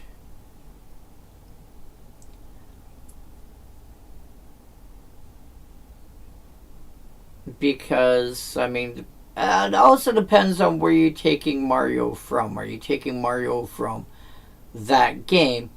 Or are you taking Mario, the character, from everything he's done?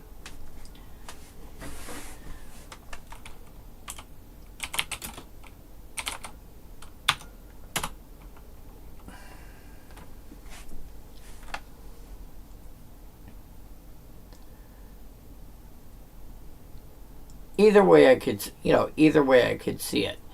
I would assume that I would be building I would assume the decks would be,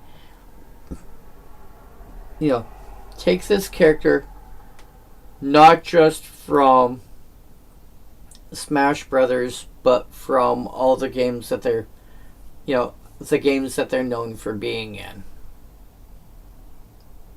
And I would probably aim it that way.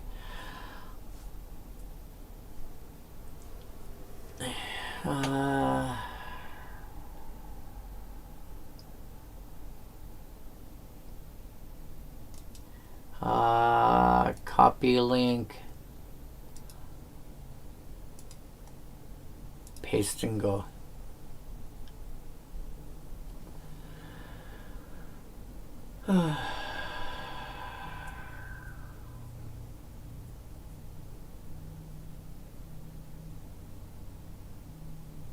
Oh, okay.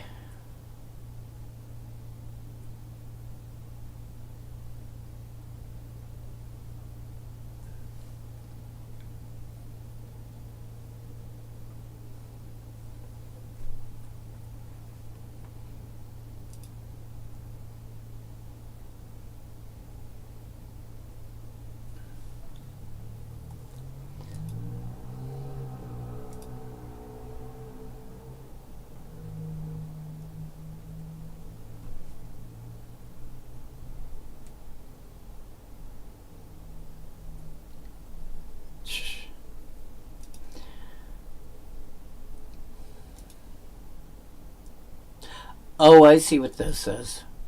These are your 4 different suits. Got it. Okay. Because, again, you're building this based on tarot.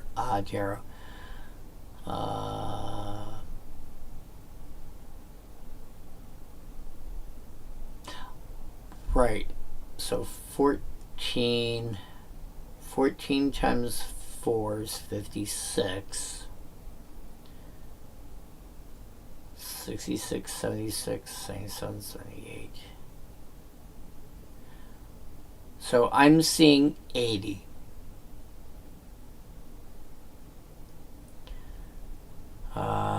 And you are doing Mario as... Yeah. Right, but you said 80 earlier. You're actually doing 78. So you're rounding, which is fine. So I think the next... So at this point, what I would probably do is... I mean... This part... This, like, the first column... The first column you basically have so you don't lose track of where you left. Like, to make sure you have everything. But now that you've got them all written down... These two like... I would probably hide this column and hide these 2 columns. This is me personally. I would probably hide those 3 columns. And then this column start making, who am I using as my general for these? And then here have, like I said, the gimmick for the deck. Kind of like what I have here.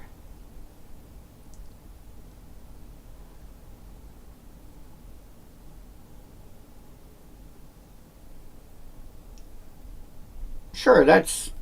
Again, however you do it is up to you. The key here, like, for what I'm doing, this column I can hide for now. This column I can hide for now. And then what I'm left with are, realistically, are 1 column for my color scheme, which in your case would be, 1 for each of your various tarot cards. One that's got 1 column that has the general. 1 column that's got the deck concept, the gimmick, however you want to word it. And then once I have all that figured out, I have a column here that I like using deckstats.net because you don't have to log in to get, to post a list, to be able to share it, this, that, whatever. You can make an account and do all that stuff. You don't have to. And I do that, and then I just post the link here.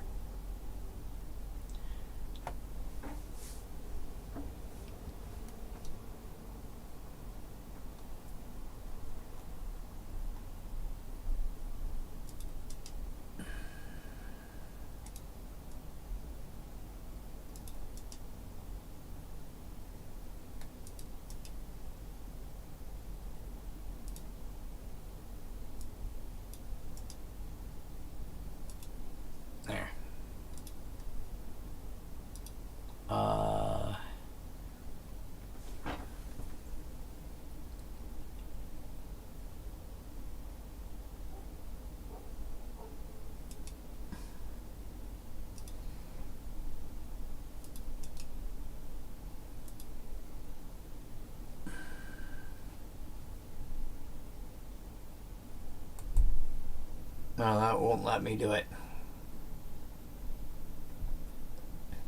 But again, however you do it, that's what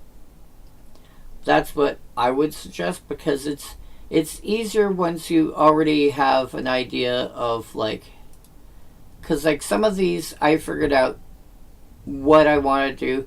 I have no clue how I want to build it exactly, but I've got a general idea.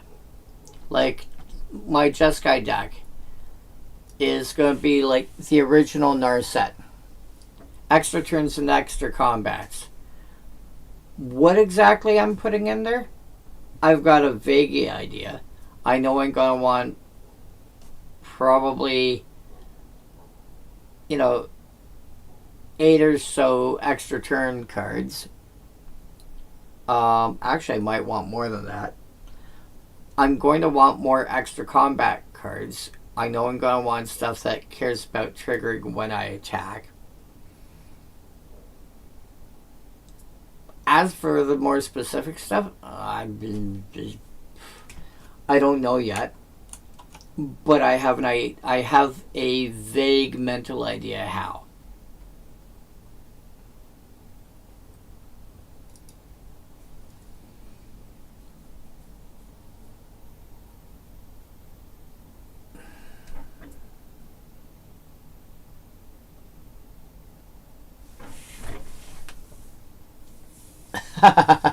Oh, that's funny.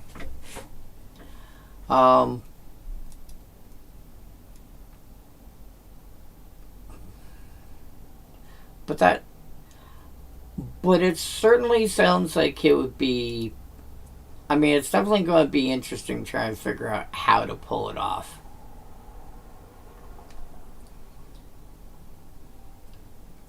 And coming up, step one, coming up with 80 separate lists. Like, I'm only expecting 43 decks. And I've got, let's see here. I have 1, 2, 3, 4, 5, 6, 7, 8, 9, 10, 11, 12. I have 13 more decks still to come up with. And I decided to take a break from doing that to start doing this thing about, hey, by the way,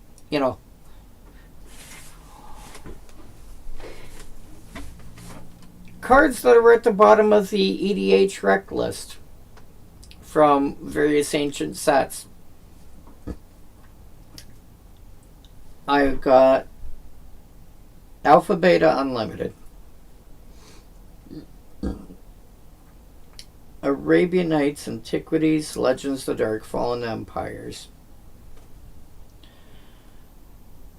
Ice Age, Alliances, Homelands, Tempest, Stronghold, Exodus, Mirage Visions, Weatherlight. I think I might have that backwards. Saga Legacy. So 17. You think for Heliod, you think for Zelda you want Heliod stacks. I mean, at that point, my first question is what kind of, which Heliod?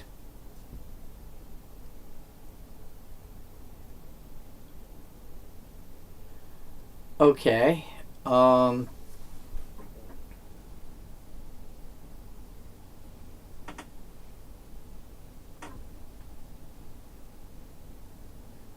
Zelda. Not Link, which is the character everyone thinks of with those games. You want Zelda, you want...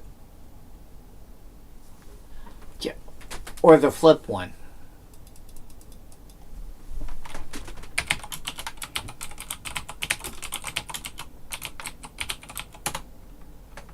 Because there's 3 of them. There's Heliod, God of the Sun, Heliod Sun-Crowned, and Heliod the Radiant Dawn, which becomes Heliod the Warped Eclipse. If you're going for a stacks build,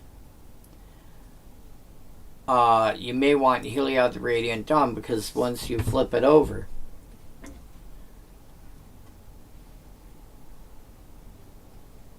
you know, you can cast spells as though they had flash. Spells you cast cost 1 less to cast for each card your opponents have drawn this turn, which means your opponents are going to want to slow down drawing cards.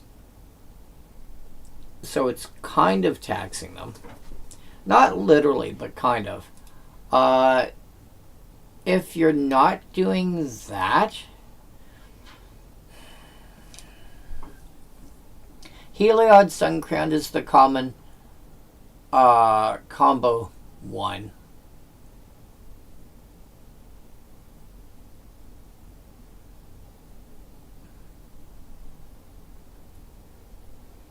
Heliod, God of the Sun? I think I would... I mean... I don't see...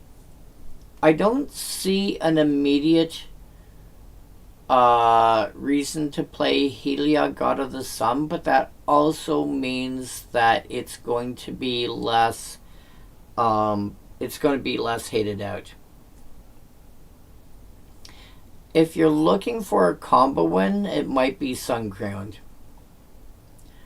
Unless you have a reason to want to play more than one color, in which case Heliod the Radiant Dawn would do that. And again, being able to cast spells with flash,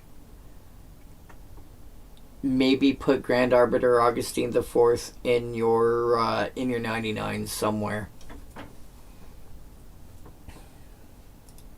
You know, that could be an option. But my first impression would be, say, running Suncrowned as your general. And you might want to take a glance at my Yomiji list. Largely due to the fact that like a lot of this stuff is like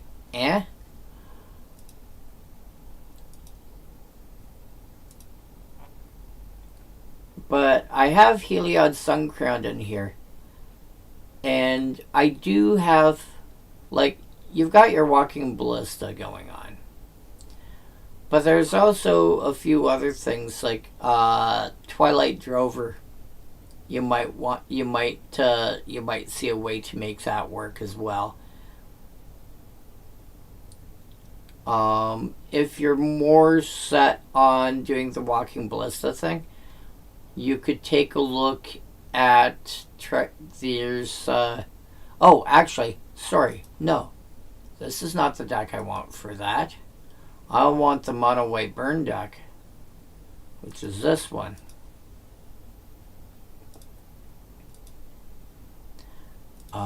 No.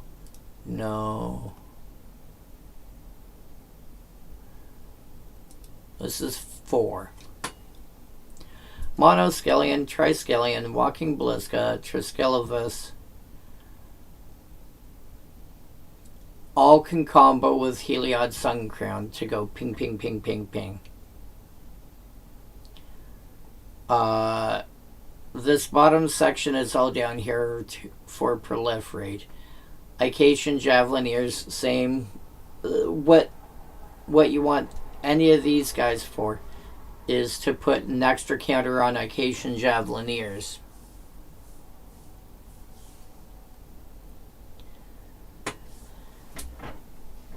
So, I don't know. You could take a look at the mono white burn deck and use some of that as a starting point. Did I post the link since you got here? Yes, you did.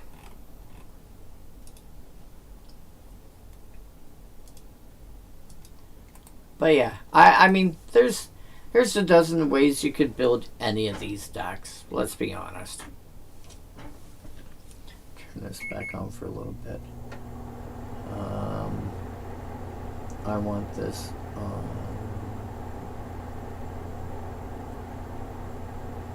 You're already on the log. All right.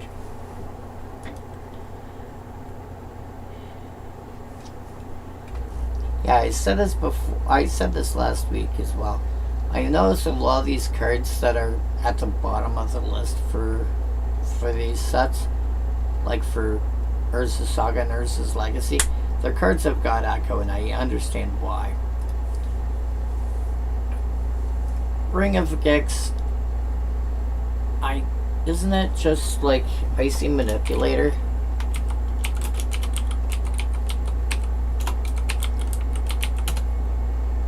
Yeah, 4 to cast, 1 tap, target artifact, creature, or land.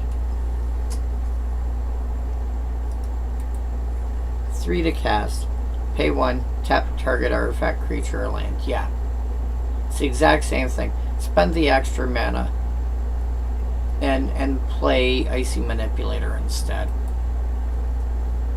Urza's Blueprints, on the other hand, I am quite comfortable playing this card. Because this is, in the worst case, in the optimal way to play the worst case of this card, it's 6 mana to draw 2 cards, which is pay 6, draw a card, tap, draw a card, untap, Echo trigger goes on the stack, tap it in response, draw your card, then sack it.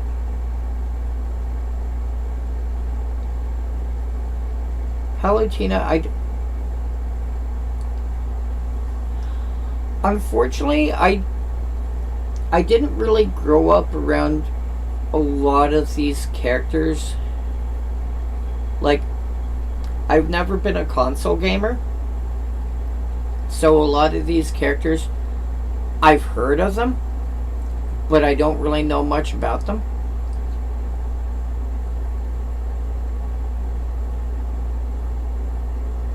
But, I mean,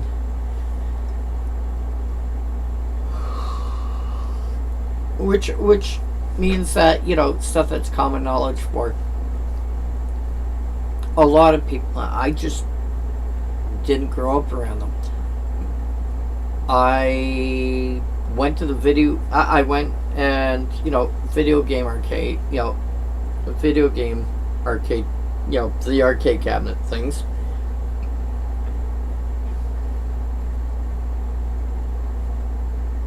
Right, but I think my first question there is from what game series? Like, where did she come from originally?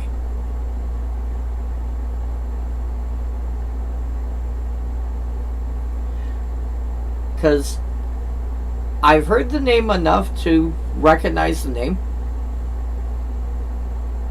Kid Icarus. Okay. I know of it. And I think I only actually know of it because I randomly watch Outside Xbox and Outside Extra. I think that's what they're called. Just because I find them interesting, and I think I've seen it in one episode.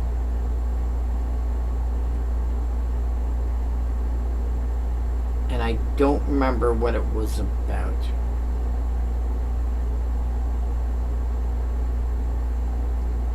I'm trying to remember who.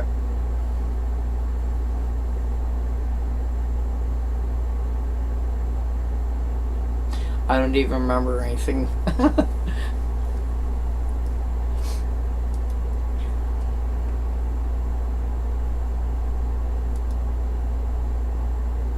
But yeah, Urza's Blueprints, let me think here.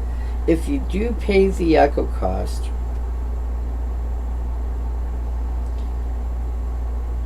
then the other thing about paying the echo cost on Urza's Blueprints is from then on it's literally just tap draw a card. And especially if you've got extra ways to untap it, that gets silly. But even if you don't, the next turn that you have it, you've basically caught up with J.M. Dayton. The next turn, you've caught up with Arcane Encyclopedia. And then after that, it's just gravy.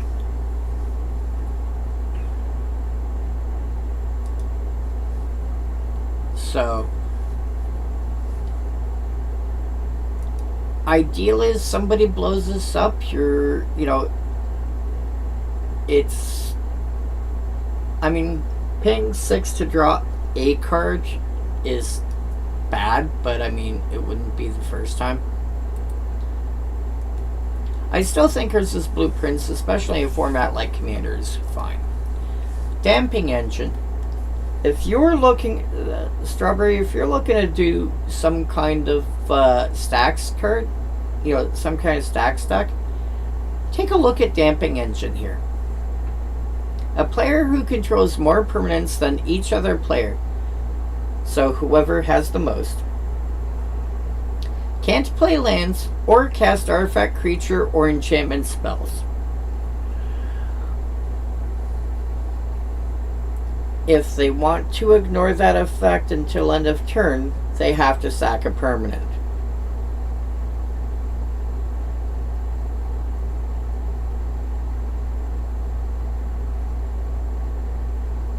So, whoever has the most stuff out can't play more without sacrificing something first.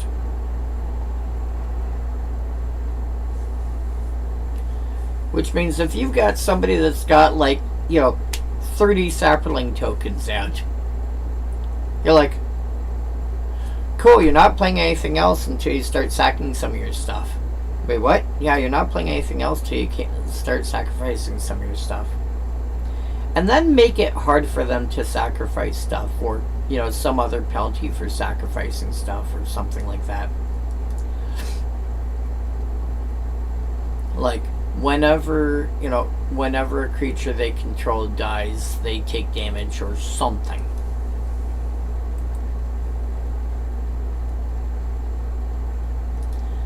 Trevor's Toolbox. I can see this being played. 2 mana for a 1/1. Pay 2, regenerate target artifact creature. It entertains Urza to craft a kit that could bring her the tools. This is adorable because the funny thing is, regeneration prevents stuff from dying to, destroy effects, which includes lethal damage.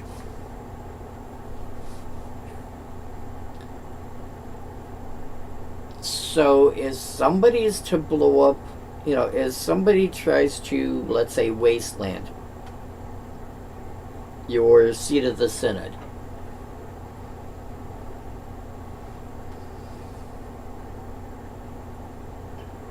okay, Seat of the Synod is probably a bad example. If somebody is trying to Ancient Grudge your Soul Ring, you animate the Soul Ring with some other effect. Then you pay 2 and regenerate it with the toolbox.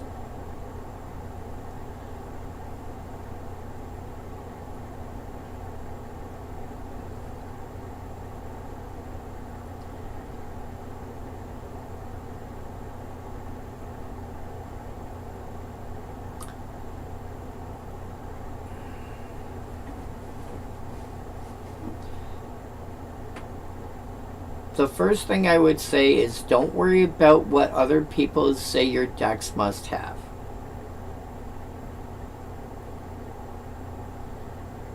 That's the first thing I would say.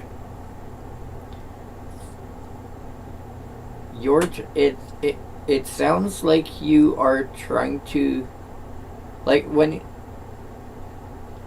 when you say build a deck, are you talking coming up with a deck list? Or are you talking the actual final product here?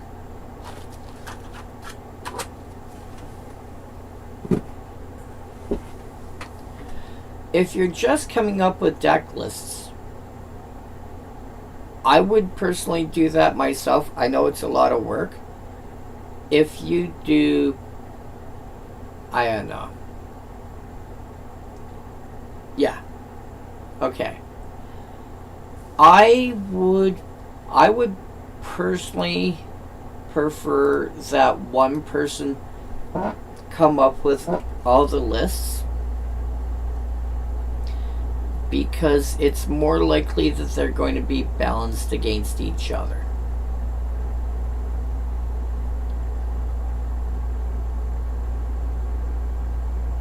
Let's say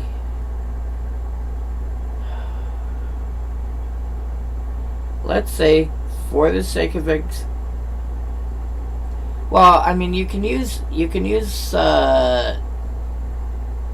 sites like Scryfall, for example.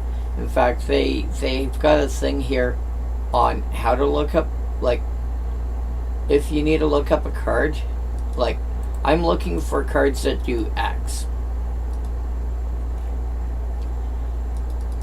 Let's go with something really simple. Alright, first of all,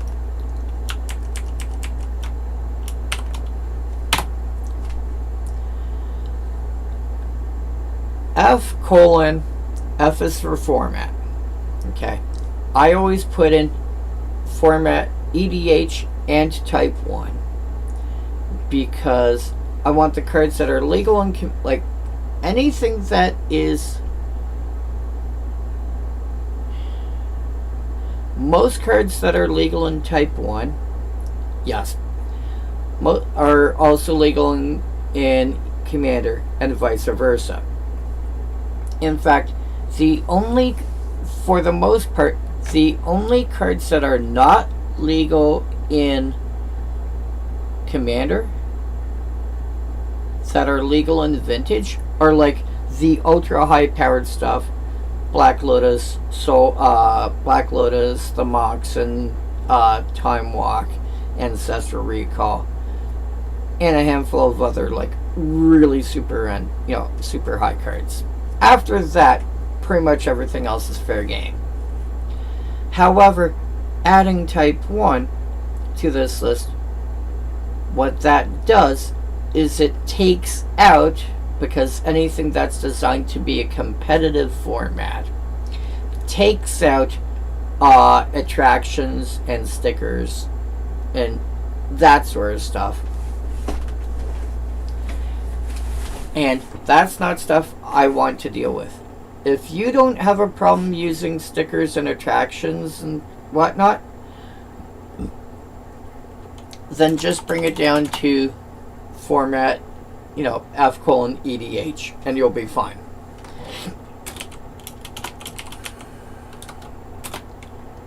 So, generally, you're going to want to have at least some idea of a color scheme. Okay? So let's go. Well, you said Palutena is Selesnya. So, ID is color ID, like color identity. So, you can either go white-green, or you can actually call it Selesnya.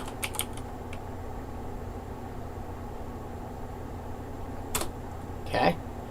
One thing you might want to do is Commander, because this will give you, if you do just this will give you a list of everything that's legal as a Commander that's in Selesnya.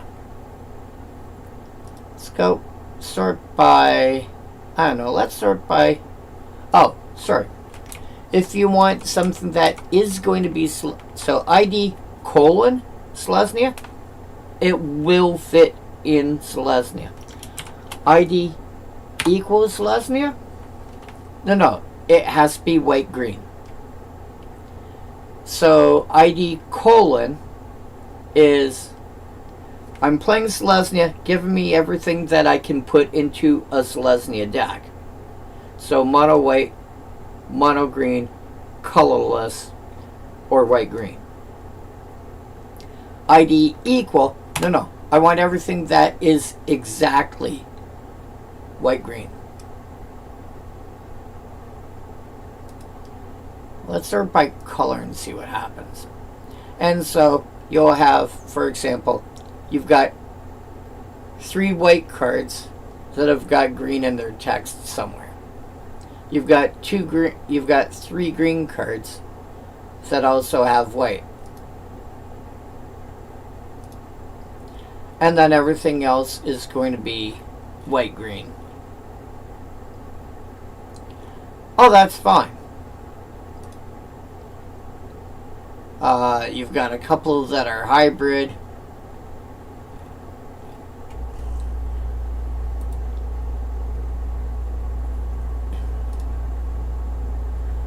Hobby Calaria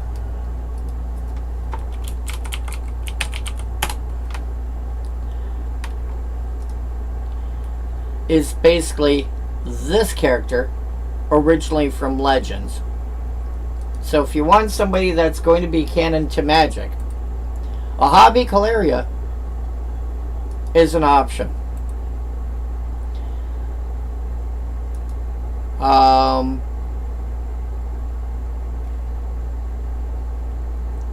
So you do have options, but this is probably one place I would start. If you're looking at Angels, T is type, so that could be sorcery, instant, whatever, or it could be subtype. So angel, demon, dragon, etc., etc. Right, but you so you can have a, as far as Magic is concerned, you could have a legendary creature who's an angel who creates other angels. That is a logic I can get around. You know, maybe she was an angel who ascended to become a god, who knows.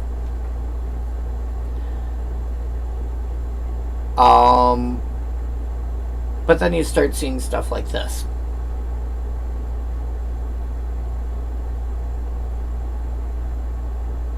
You know, and actually, Sigarda, Font of Blessings. You may cast angel spells and human spells from the top of your library. That sounds... Yeah, this... Yeah. Yeah, so there's that one.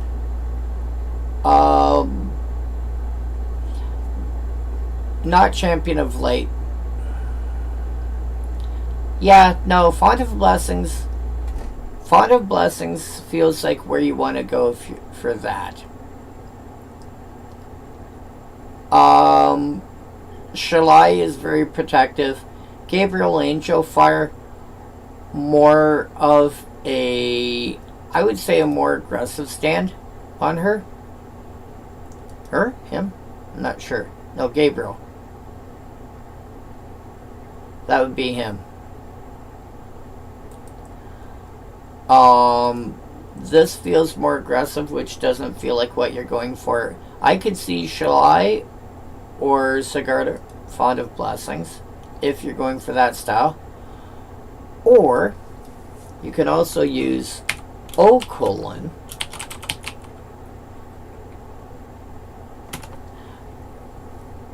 and O is the Oracle text.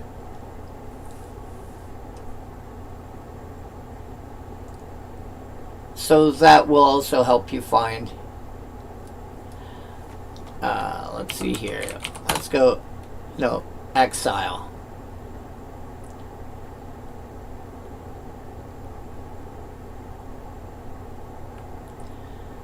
You know,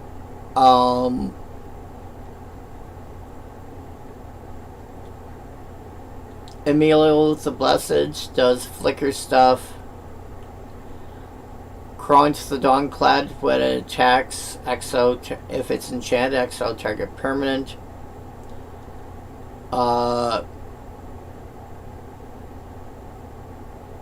Malaria preemptively reanimates creatures or artifacts.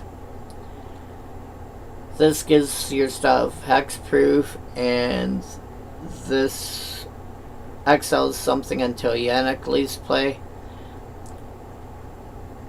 Yeah. Like I'm just showing you some, because I'm taking a guess, and I apologize if I'm wrong, but I'm taking a guess you're not that familiar with Scryfall, so I'm trying to show some of how to use it. Because, and sometimes I have to go fairly deep down a well to try and figure out exactly how I want to find stuff. One thing that they do support, though, if you click on syntax up here, Scryfall search reference, at the end of this first column is tagger tags. So art A tag or art tag will do something about something that's been tagged in the card's artwork. Function O tag or oracle tag will do something about how the card works. Data for these two features come from the Tagger project.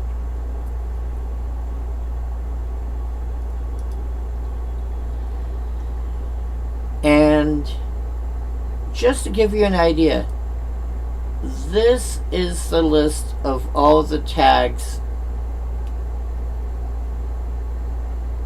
that exist.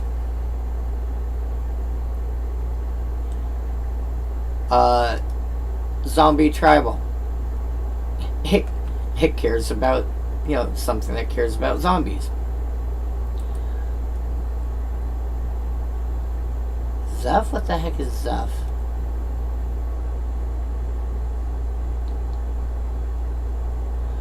Oh, I think that's him.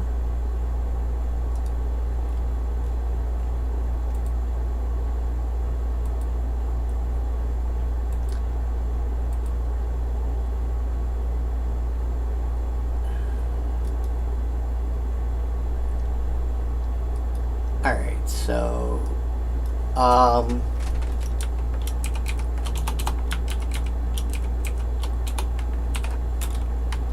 is colon vanilla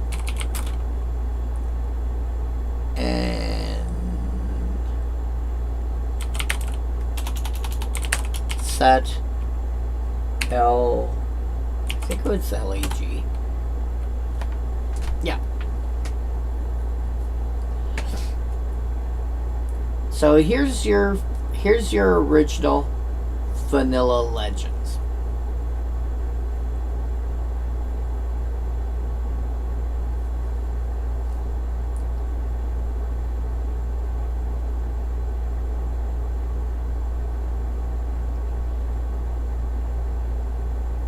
I've always found Lady Orca's art to be kind of creepy, as in I would not want to mess around with her. Tobias Andrian? Oh, him? I have him as a general for a deck. Have you noticed his oracled creature type?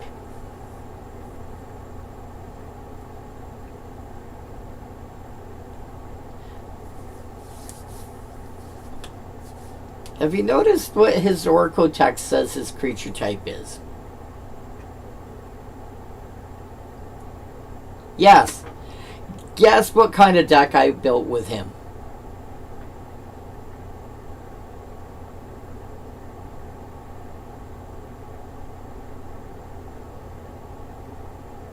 Yep.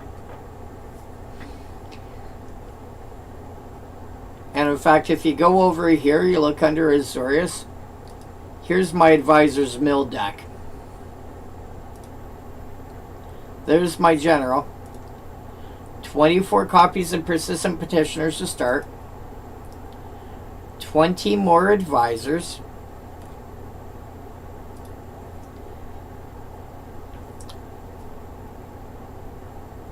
3 mass removal, a handful of other cards, my mana rocks, and then my lands.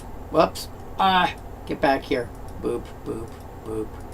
And I'm running 13 islands and 7 plains because I want my decks to have around 20 basics. Oh, I know. I want my decks to have around 20 basics because I never want to be caught flat-footed if somebody goes, you know, Ghost Quarter or Assassin's Trophy or Path to Exile or whatever. I want to make sure I've always got my basics. I want to make sure my basics are covered. And I've seen games where it's like, you know, 6 basics, and it's like, okay. Demolition Field. Crap, I'm out of basics now.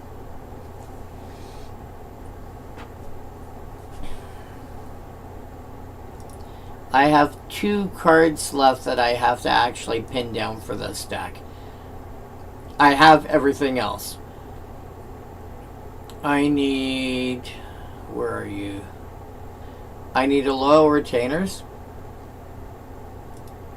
And I need Everything Comes to Dust.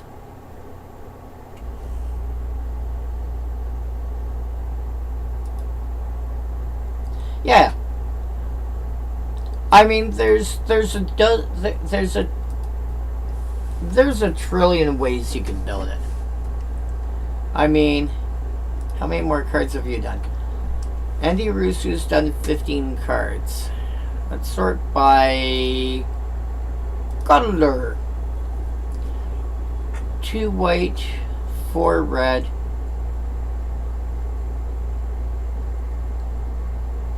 Oh wow. Literally just did Legends, Ice Age, Alliances, and 2 cards from, like, Beta. And that's it.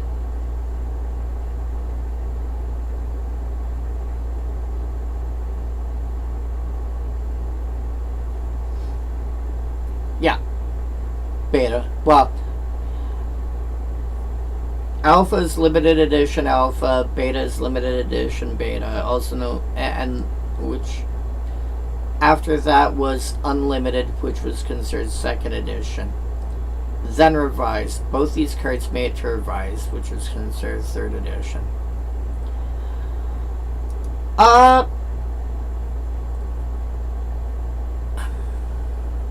I think that depends on what you're looking for.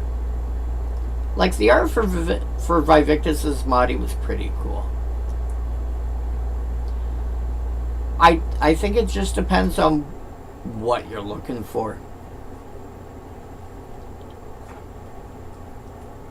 You know, his Rocket Care Ridges is actually pretty cool. I think he does Goblins pretty decent. Wow. The stuff that Goblins are tossing are pretty good. The look on this guy's face is hilarious.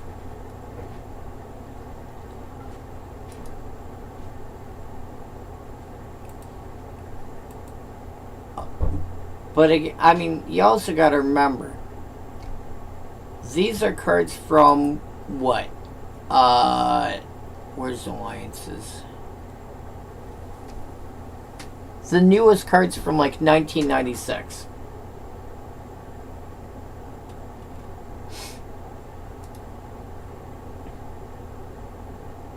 Mm-hmm.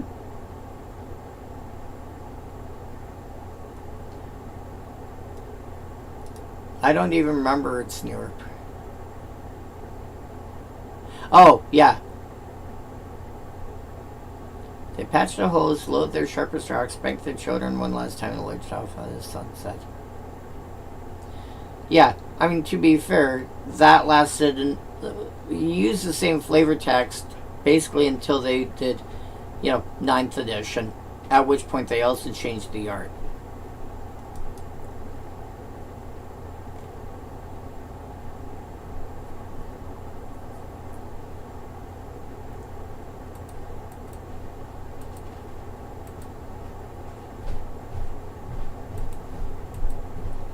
But yeah, I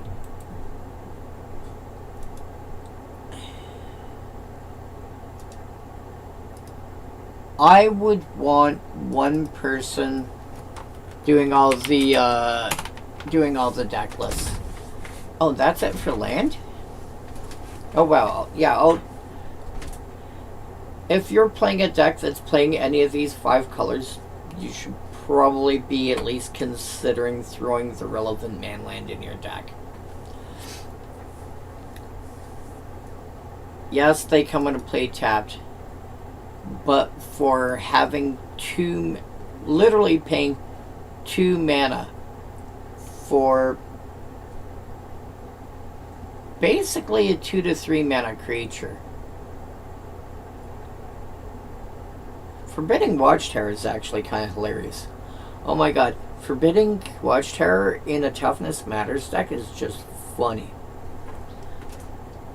You know, spank the Treetop Village all day. And these all now have... Yeah, these now all have creature types attached to them. Spawning Pool Mix is a skeleton. What are you? You're a warrior. You're a soldier. Yeah, I guess. You're an ape, which makes sense. And Fairy Conclave is now a fairy, which makes sense. But yeah.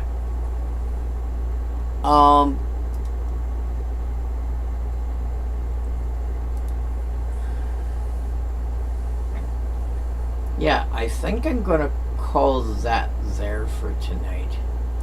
Considering my system already crashed twice trying to do this. Which now means I have to try and merge stuff together to get it all to work. Let's see if I can get this to behave. I think I'm going to stop the YouTubes. Try and merge stuff and see what happens.